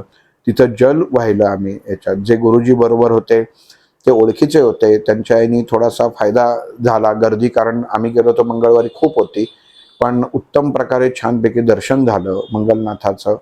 आणि मग आम्ही परत हॉटेलमध्ये येऊन आमचं दुपारचं भोजन करून इंदूरला आलो. म्हणजे काकांकडं करंदीकर काकांकडं आम्ही थांबलो होतो. त्यांच्याकडं देवीची उपासना ते स्वतः कडक उपास करून 9 दिवस बोलत नाहीत. म्हणजे व्रत आपण जसं म्हणतो की काही न बोलण्याचं व्रत. आणि बरेच ठिकाणी मी तिथं पाहिलं बऱ्याच जणांकडं की 9 दिवस म्हणजे नवमी जोपर्यंत असते तोपर्यंत ते काही माणसं बोलत नाहीत आणि नित्य व्यवहार त्यांचे चालू असतात पण एका जागेवरतीच असतात. कारण अन्न किंवा तेवढं ग्रहण केलं नाही तर एक उपासना जेवढी नवग्रहामध्ये केली जायची ती तेव्हा उत्तम असते. माझे गुरु पण करायचे नवरात्राचे उपास करायचे आणि एकदा मी प्रयत्न केला होता की आपण त्यांच्यासारखं म्हणजे काही न खाता पिता उपास करावा.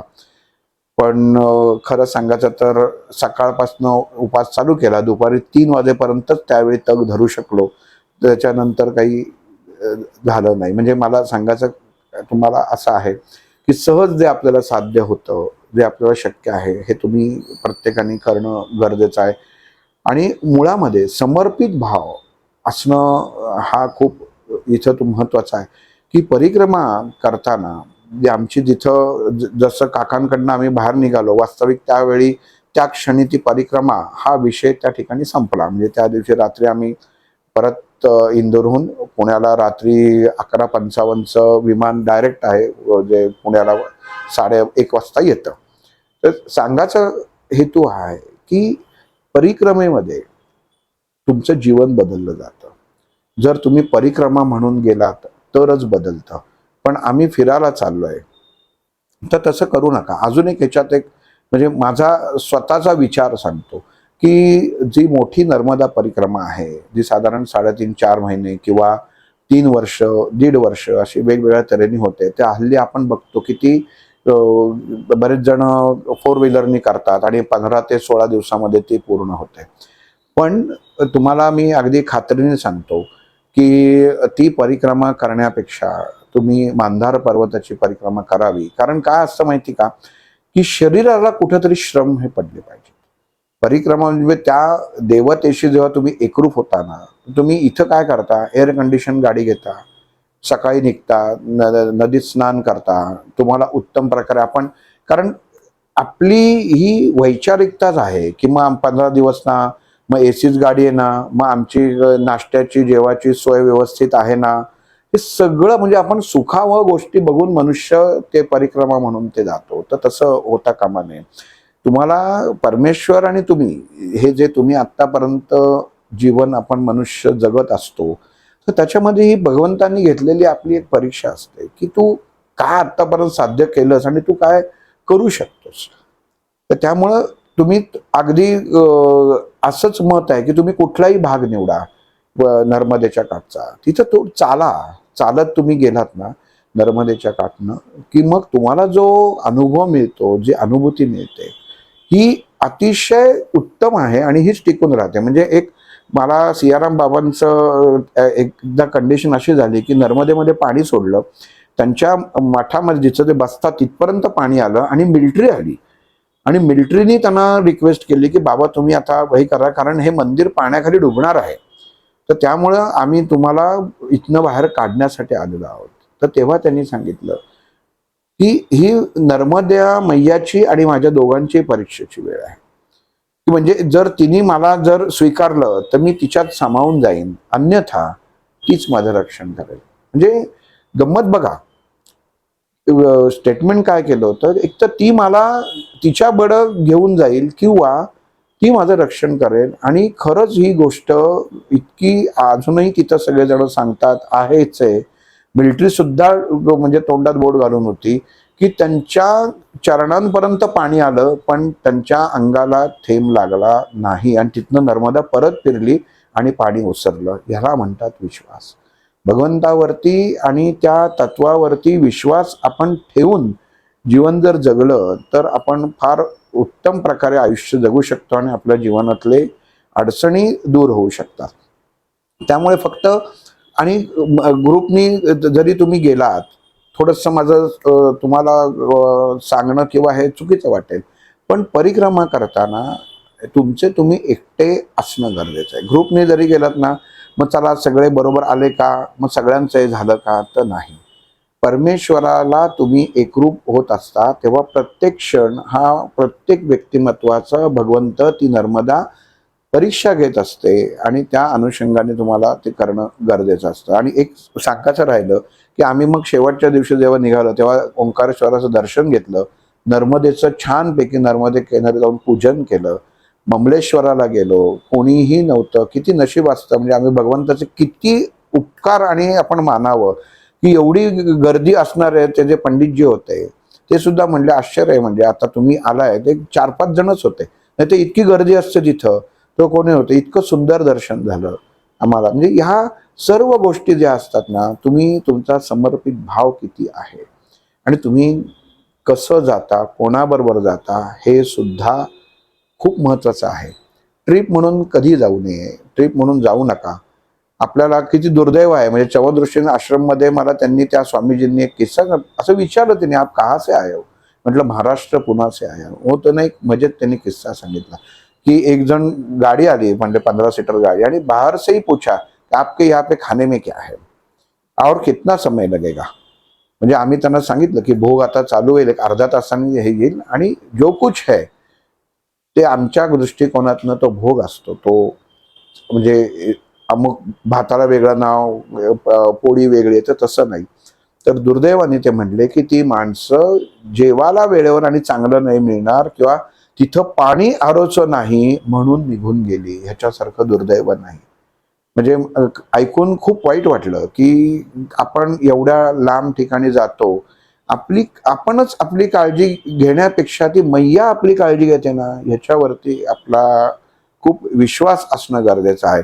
आणि परत एकदा सांगतो की तुम्हाला कशाचीही गरज लागत नाही, आणि तुम्हाला जे वाटतं ती प्रत्येक गोष्ट ती मैया पूर्ण करते, आणि तुम्हाला त्याचा अनुभव किंवा अनुभूती आल्याशिवाय ती राहत नाही. इतकं सुंदर सकाळ संध्याकाळ सायं स्नान. आम्ही एकदा जेव्हा निघालो त्या आदल्या दिवशी त्या जिथं नर्मदा मैया बाजूलाच होता किनारा, तिथं गेलो तर तो नावाडी म्हणला कि आप अगर आते हैं तो बीच में एक पत्थर है बड़ा, वहां पे लेके जाता हूँ, वहां पे स्नान कीजिए.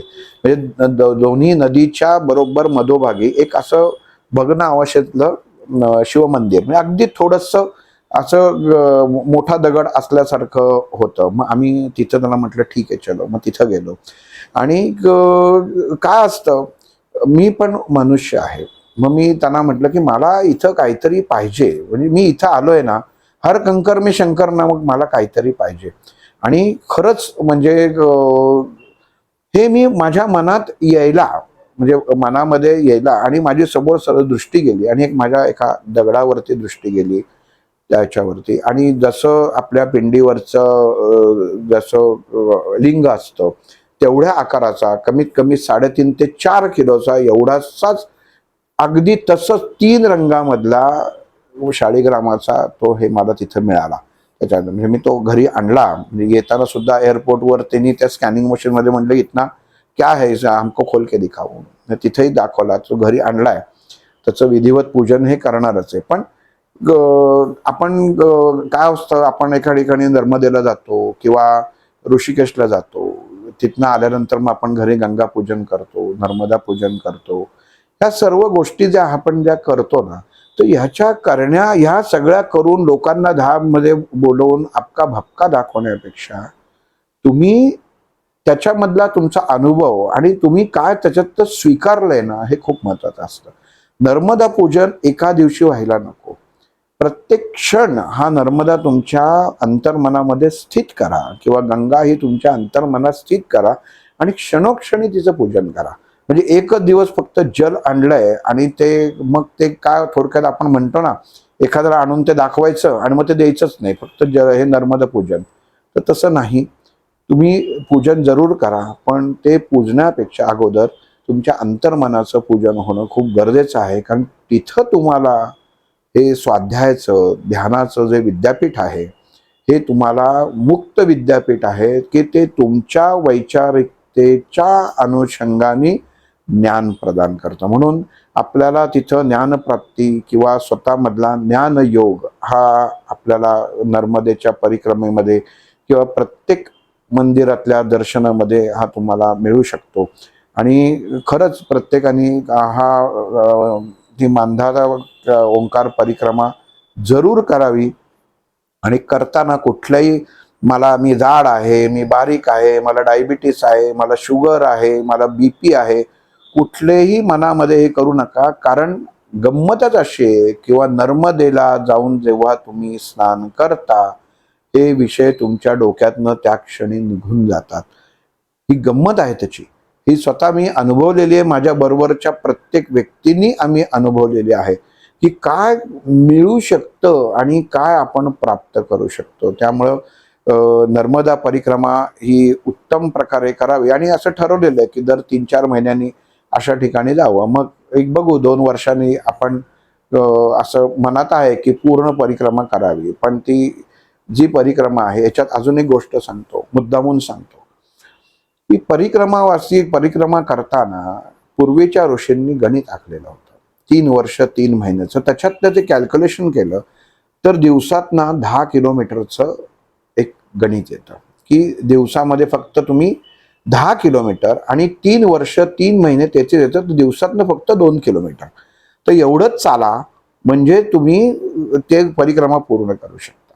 इथं काय होतं, आपण आपल्याला वेळेचा हे कमी असतो. म्हणजे 3-4 महिन्यात जे परिक्रमावासी असतात ते रोज 35 किलोमीटर 40 किलोमीटर, म्हणजे सकाळी 15-20 किलोमीटर चालतात, संध्याकाळी 15-20 किलोमीटर चालतात. असे प्रकारे ते 35-40 किलोमीटर ते चालतात. पण परिक्रमा होते, उत्तम अनुभव येतात. पण शास्त्रशुद्ध, शेवटी शास्त्र हे खूप महत्वाचं आहे. त्यामुळं रोज 10 किलोमीटर तुम्ही चालणं हे त्याच्यामध्ये दिलेलं आहे की तेवढंच चालायचं आहे. मग ज्या जागेवर जाल तिथं तुम्ही त्या नर्मदेचं साधना करायची आहे, त्रिकाल साधना करायचे. कुठल्याही प्रकारे तुम्हाला फुलं पानं काहीही लागत नाही. नर्मदा जल हातात घेऊन तुम्ही त्याच्यामध्ये अर्घ्य द्यायचं. आज इतकं सोपं आहे. तुम्ही भांडं घेऊन जा, नाही गेलं तर ओंजळ हे परमेश्वरांनी जन्मताच आपल्याला भांडं म्हणून दिलेलं आहे. ते सर्व दिलेलं आहे. तुम्हाला कुठेही खायची प्यायची वानवा नाही. तुम्हाला बरोबर काही न्यायची गरज नाही. तुम्ही जिथं जाता तिथं तुम्ही नुसतं नर्मदे हर म्हटलं की लोक तुम्हाला काय जे पाहिजे ते सुद्धा खायला प्यायला देतात. म्हणजे हा खूप, म्हणजे हे मी का सांगतो आहे की आपण भौतिक गोष्टी खूप बरोबर घेऊन जातो की असं होईल का तसं होईल का. तिथलं गेलं की तिथलं होऊन राहावं, हे प्रत्येकाने एक स्वीकारणं गरजेचं आहे. आणि हा अनुभव नक्की घ्यावा. नाही आपल्याला जेवढं जमलं ना, अट्टहास करू नये. कारण शेवटी आपण परिक्रमा करायची की नाही हे सुद्धा तो भगवंत ठरवतो. म्हणजे आज गिरनार, माझे सगळे मित्र जातात, सगळेजण जाऊन येतात. दरवेळी म्हणतात, अरे चल ना जरा गिरनारला, तू ह्यावेळी तूच चल. पण अजून दत्तगुरूंचं बोलवणं आलं नाही किंवा अंतरात्म्यातनं तो आवाज आला नाही की आपण गिरनारला जायला पाहिजे. मला सांगायचं याच्यामधनं एवढंच आहे की भगवंत बोलवतोच, पण अंतरात्म्यातनं ती कळकळ सुद्धा पाहिजे. कदाचित माझी त्या दत्तगुरूंप्रती कळकळ कमी आहे म्हणून अजून ते परिक्रमेला म्हणजे ह्याला बोलवलं नाहीये गुरु शिखरावरती जाण्यासाठी. तर असं एक मनामध्ये आहे की आपला भाव स्वच्छ हवा, जे आहे ते सहजतेने हवं. आणि अजून एक गोष्ट सांगतो की जी मी आल्यानंतर अनुभवतोय, करतो आहे की उत्तम ऊर्जा जर ठेवायची असेल ना, तुम्ही सकाळ संध्याकाळ स्नान करा. फक्त नर्मदे हर म्हणा आणि तुम्ही स्नान करा. म्हणजे का सांगतो, तर त्या शब्दामध्ये जी ताकद आहे ना, तर एखाद्यानं आपण थंड पाणी चालत नाही, शिंका येतात, त्रास होतो किंवा अजून काही शारीरिक व्याधी असतात, तर ह्याच्यातली एकही व्याधी तुम्हाला होणार नाही. आणि संध्याकाळी एक दिवा तरी तुम्ही नर्मदेच्या नावाने तुळशीपाशी लावा.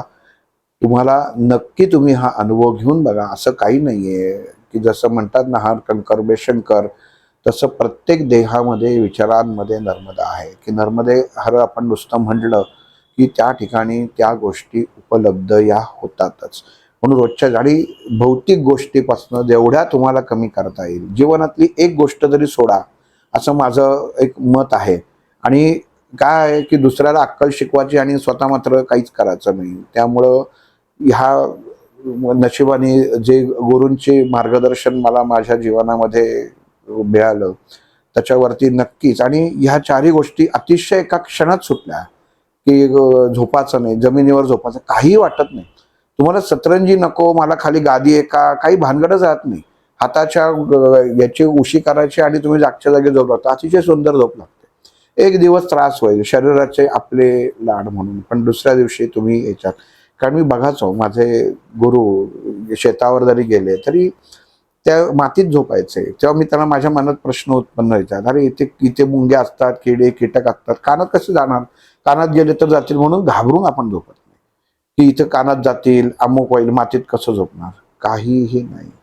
प्रत्येक जीव हा जीवाला उत्तम ओळखणारा असतो. साप तेव्हाच चावतो जेव्हा तुम्ही त्याला डिवचता, किंवा एखादं जनावर तेव्हाच तुमच्या अंगावर हल्ला करतं जेव्हा तुम्ही त्याला डिवचता. त्यामुळं काहीही नाही, सृष्टी सृष्टीवरतीच बनलेली आहे. सगळ्यांना ह्या पृथ्वी तलावरती राहायचा अधिकार आहे. तुम्ही काही गोष्टी करून बघा, तुम्हाला नक्कीच तुमचं जीवन बदलल्याशिवाय राहणार नाही. जेवढे काही आता हे फोटो आहेत किंवा आहेत, मी सरांना पाठवतोच म्हणजे याच्यामध्ये. आणि खरंच सर्वांनी जाऊन ट्रिप म्हणून जाऊ नये, साधना म्हणून जावं, 100 ठिकाणी जाऊ नये, 2-3 ठिकाणीच जावं. कुठलाही तुम्ही निवडा भाग, कुठलाही UP मध्ये निवडा, नाही तर MP मध्ये निवडा, भालोद गुजरातमध्ये तुम्ही भालोदलाही जाऊ शकता, कुठेही जा, पण सेवा म्हणून जा, सेवाभाव म्हणून जा. आणि शक्यतो कमीत कमी चालायचा प्रयत्न करा. तुम्हाला लक्षात येईल की माझ्या देहामध्ये उत्तम ऊर्जा उत्पन्न होते. हे म्हणजे नर्मदानी तुमच्या जीवनाचं श्वासांचं केलेलं टॉपअप आहे. म्हणजे तुमचं जीवन उत्तम होईल, सर्व रोग आपोआप निघून जातील. असे लाखो उदाहरणं आहेत, जीवाला कंटाळलेली आहेत, बरीच आहेत की त्या किनारे गेल्यानंतर, नर्मदेमध्ये स्नान केल्यानंतर सर्व गोष्टी दूर गेल्या आहेत. विश्वास हा फक्त तुमचा हवा. इथं हे बोलून थांबवतो. सरांनी हा भाग मला बोलण्याची संधी दिली आणि आपण पण जरूर अनुभव घ्यावा. नर्मदे हर. दादा, आता खरा इंटरेस्टिंग पार्ट स्टार्ट होतो. तो म्हणजे की मला जे मी कधी गेलेलो ना नर्मदा परिक्रमा, पण मी ऐकून आहे त्यांचं म्हणणं की तुम्ही जेव्हा नर्मदा परिक्रमा स्टार्ट करता तेव्हापासून तुम्ही पैसे काढायचे नाही. बरोबर, ती लोक सेवा देतात. अगदी अगदी. तो जो एरिया आहे तो काही श्रीमंत एरिया नाहीये, एकदम गावातला, ते पण ॲरिड एरिया, भयंकर ऊन, पाण्याच्या फक्त जे नदीचं पाणी आहे पण त्याचा पाण्याचा अभाव. मग हे लोकांना कशी सेवा तिथं गंमतच त्याची अशी आहे ना की तुम्ही आपल्याला काय खायला पाहिजे, काय पाहिला. मुळात म्हणजे परिक्रमा जातानाच आपण जसं म्हणतो ना की इथनं नर्मदेच्या काठी म्हणजे ओंकारेश्वराला पोचेपर्यंत जेवढे पैसे पाहिजे ना तेवढेच बरोबर घेऊन जावे. नंतर त्याच्यानंतर पैसे घ्यायची गरज नाही. तुम्ही अंगावरती वस्त्र जे घालता तेवढंच वस्त्र आपल्या बरोबर पाहिजे. काही जणांना औषधाचं आता हे असतं, तेवढी औषधं बरोबर घेतात. पण समजाचं धरून चला तुम्ही काही अन्न बरोबर नेलं तर त्याच्या दुप्पट अन्न आणि जे मागेल ते तुम्हाला तिथं पुरवलं जातं. श्रीमंती ही मनाची असते आणि ती तुम्हाला तुमची वैचारिकता बदलते तिथं. आणि जी जी वैचारिकता बदलली ना की तुम्हाला जे समोर जे येतं. आता एखादी गोष्ट आम्ही एका ठिकाणी गेलो होतो, तिथं त्यांनी आम्हाला चहा दिला. आता इथं पुण्यामध्ये बिनसाखरेचा चहा देतो आणि तो इतका गोडाचा पाक चहा की आता हा कसा प्यावा. पण मनातच आलं नाही की मी गोड चहा पितोय. मुळामध्ये तिथं तुम्ही गेल्यानंतर तुमच्या देहामधली सर्व वैचारिकताच आपोआप बदलते. आणि मगाशी सांगितलं तसं की मैयाच जर बरोबर असेल, आई बरोबर असेल, तर ती स्वतः कष्ट घेते पण मुलाला उपाशी ठेवत नाहीत आणि काहीही न्यायची गरज नाही. म्हणजे आत्ता येईपर्यंत आपण जसं म्हणतो ना की आम्ही जाताना धोतर आणि बंडी शेवटपर्यंत परिधान केलं होतं. तर मला असं वाटतं ना की हाच ड्रेस, म्हणजे मी घरी विचारलं की मी हाच ड्रेस आता कंटिन्यू ठेवू का, चालेल का, म्हणजे केलं तर चालेल का. कारण काय आहे की शरीरामध्ये एक आपण जर देहाचा अभ्यास केला तर शर्ट आणि पॅन्ट ह्यांनी आपल्या देहामधलं रक्ताभिसरण नीट होत नाही. म्हणजे पॅन्टने होत नाही. आपण जसं म्हणतो ना की आता 100 चूहे खाके बिल्ली हजको चली, म्हणजे तसं आता एवढ्या वर्ष जीन वापरतोय, सगळं आता करतो, पण तोपर्यंत मी बेअक्कल होतो. आणि आता हे कळतंय, अजून अक्कल आलेली नाहीये. पण आपण काय केलं तर आपला देह उत्तम राहील, आपण त्या अवस्थेत राहू. म्हणजे एक गंमत बघा, एक म्हणजे कसं आता खरंच वर्क होतं का, हा एक पुढचा प्रश्न आहे ना. रामलीलेमध्ये रामाचं काम करणारा त्या क्षणी मुखातनं किती जो अगोदर तो कलाकार असो, 100 विलनच्या भूमिका करो, वाईट करो, किंवा त्याच्या तोंडात मुखातनं वाईट शब्द असो, पण जेव्हा तुम्ही त्या भूमिकेत शिरता तेव्हा तुम्ही त्या भूमिकेच्या अनुषंगानेच वागता किंवा तसा देह तुमचा तयार होतो.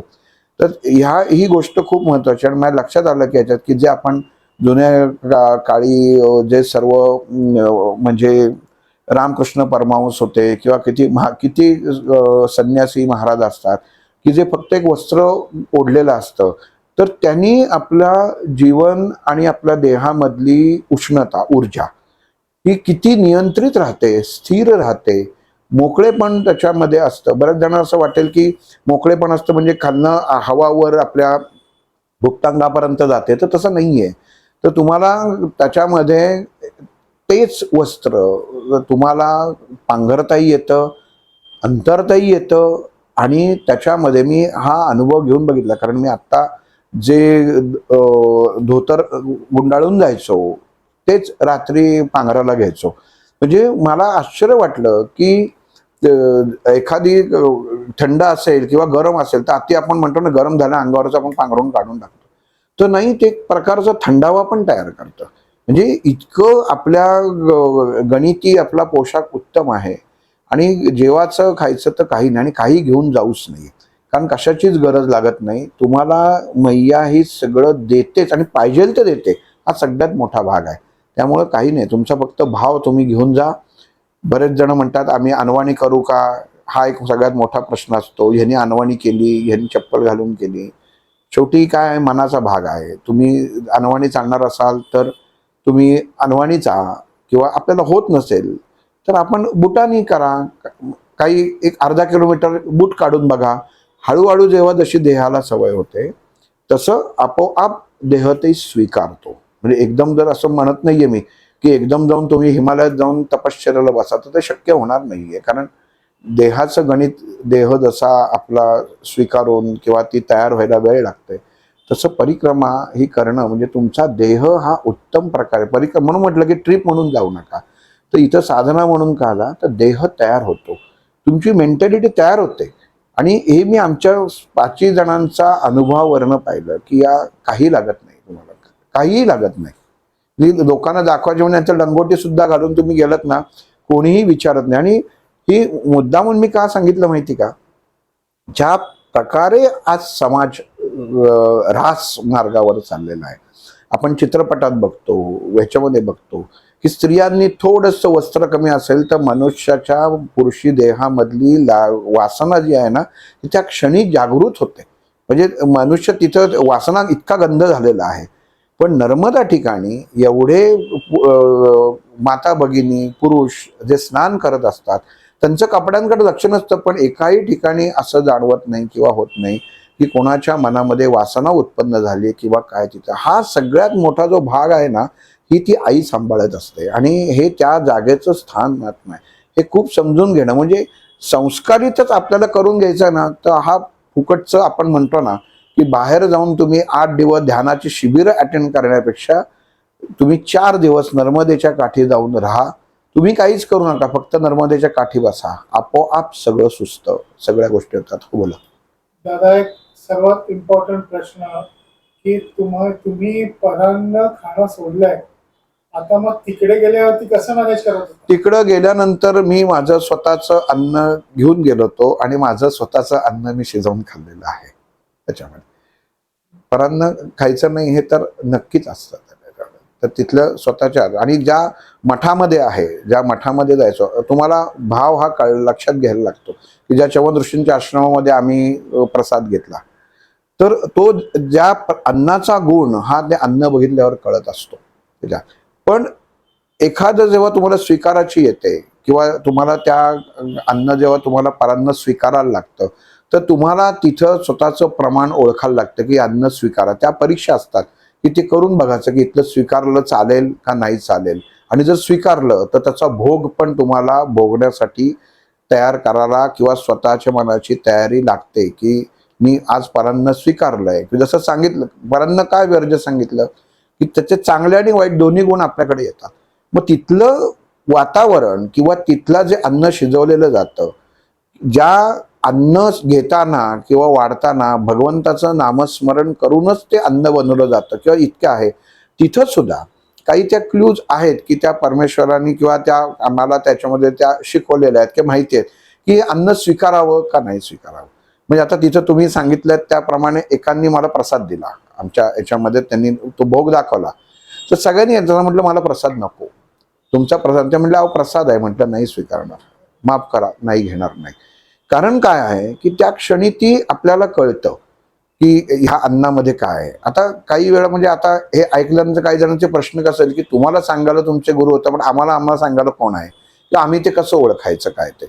मग त्याच्यावरती तुम्ही न स्वीकारणं हेच उत्तम आहे. चला दादा, याच्यावरती आपण नंतर एक परत परान्नाचा एपिसोड घेऊया, कारण त्याच्यामध्ये खूप जणांचे असे प्रश्न आलेले. हा, काय काय असे तर्कसंगत प्रश्न होते आणि काय काय असे मस्त ओढवडीचे मुश्किलीप्रमाणे प्रश्न होते. पण इम्पॉर्टंट होते. बरोबर आहे. देखभाल आपली. हो, आणि काय असतं आपल्याला जेव्हा आपण एखाद्या गोष्टीचं स्पष्टीकरण देतो तेव्हा चांगलं आणि वाईट किंवा एखादे संशय किंवा संशयित प्रश्न जसं मिश्किल म्हणलात तर त्याच्यामध्ये सुद्धा आपल्याला ते स्वीकारणं गरजेचं आहे. जसं मागच्या भागामध्ये आपण नवरात्राचा जो भाग घेतला तेव्हा एकाने सांगितलं की एवढ्या चांगल्या नवरात्राच्या पवित्र एपिसोडमध्ये म्हणजे स्मशानातलं प्रेताचं उदाहरण का द्यायचं. तर आपण उदाहरण प्रेताचं देत नाही, आपण अग्नी तत्वाचं उदाहरण देतात. पण ते काय असतं प्रत्येक जण हा आपापल्या परीने विचार करत असतो, त्यामुळं ऐकणारे चुकीचे असतात असं नाही. काही वेळा नंतर काही गहन आपण जेव्हा त्याच्यामध्ये जातो तेव्हा आपल्याला कळतं की आपल्याला अग्नी तत्वाचा आपण विचार करत होतो, त्यामुळे आपल्याला ते कळणं गरजेचं आहे त्याला याला. आणि खरंच आहे नर्मदा परिक्रमा म्हणजे एक जगातलं एक आश्चर्य आहे. कुठल्या नदीच्या कुठल्याही किनारी जा, तुम्हाला त्या पाण्याची ओढच लागते. तुम्ही तिथं जाऊन एक क्षणामध्ये अशी कुठली मला वाटतच नाही की जगात कुठली गोष्ट असेल की एक तांब्या तुम्ही जेव्हा तुमच्या माथ्यावर घेता आणि तुम्ही त्या क्षणी तुमचा देहातला ऑरा बदलतो, अशी एकमेवच गोष्ट असेल. म्हणजे गंगाचं पाणी सुद्धा नसेल, पण नर्मदा मात्र अगदी निश्चितच हे आहे की तुम्ही अनुभव हा प्रत्येकाने घ्यावा आणि स्वाध्यायासाठी जावं. परत अजून एकच म्हणजे हा विषय संपत सांगतो. जर तुम्ही माझा नवरा, माझी बायको, माझा मुलगा, माझा संसार हे करत बसलात ना, तर तुम्ही त्याच्या 4 दिवसांनी तुमच्या जीवनामध्ये कुठलाही बदल घडणार नाही. त्यामुळे तुम्ही अगदी निर्धास्त जा, कुठल्याही वेळेला जा. तिथं कोणाची गरज लागत नाही, कारण परिक्रमा ही एकट्याचीच असते. जीवनाची आयुष्याची परिक्रमा जी आहे हा मनुष्य एकटाच करतो. कोण कोणाचा नाही जगती संकट समयी सोडून जाते. कितीही नवरा बायकोंचं जरी प्रेम असलं तरी ते ठराविक जोपर्यंत देहात आत्मा आहे तोपर्यंत असतं, नंतर नसतं. पण परमेश्वर हा प्रत्येक क्षणी आपल्या बरोबर असतो आणि ह्याचं तिथं जाऊन अनुभूती आल्याशिवाय तुम्हाला राहत नाही. अगदी नक्की जावं आणि प्रत्येकाने हा तिथला अनुभव घ्यावा असं मला निश्चित वाटतं. कारण आजूबाजूला एकाच ठिकाणी धरणातनं निघणारी कावेरीचं स्पीड पाण्याचा म्हणजे वाहता पाण्याचा आणि नर्मदेचा ह्याच्यात इतकी तफावत आहे की ते आपल्याला जाणवतं. आणि हे एक आश्चर्य आहेत ह्या गोष्टी सगळ्या. इतकं त्याच्यामध्ये म्हणून म्हटलं ना की ते तुम्ही स्वतः जाऊन अनुभवा आणि शांतपणे जा. कुठेही घाई टाकण करायचं, कुठल्याही प्रकारे गप्पा मारत जाऊ नका, ही विनंती. आम्ही मित्र गेलो, आम्ही घरचे गेलो, हा मागं राहिला, ती मागं राहिली नाही. इथं तुम्ही एकट्या परिक्रमा म्हणजे तुम्ही फक्त एकटा. हा नियम जर तुम्ही पाळलात आणि जर त्या ओंकारेश्वराला, त्या महादेवाला तुम्ही जर मनातनं संकल्प केला की माझी परिक्रमा ही मी करते आणि तू माझ्या बरोबर आहेस, पूर्ण करी सांगायचंच नाही, तू माझ्या बरोबर आहेस ना, ती पूर्णत्व होतेच.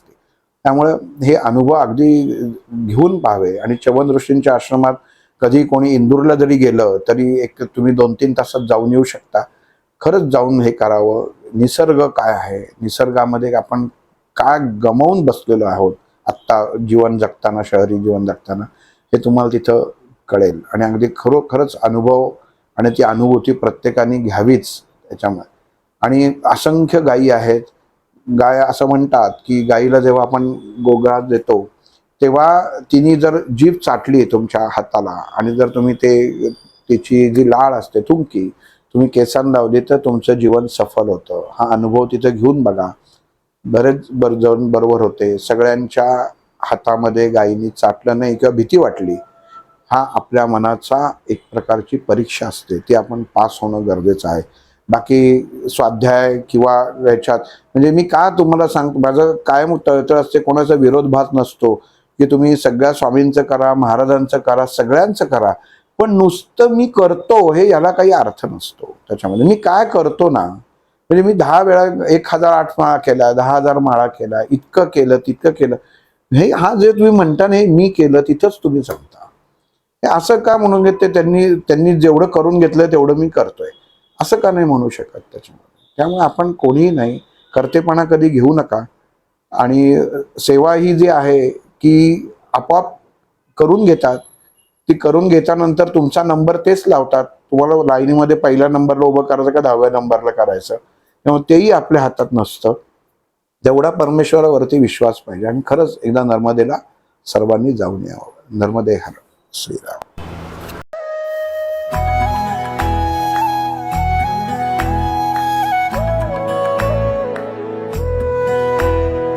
अध्यात्मावर अशीच माहिती मिळवण्यासाठी देव माझा चॅनलला सबस्क्राईब करा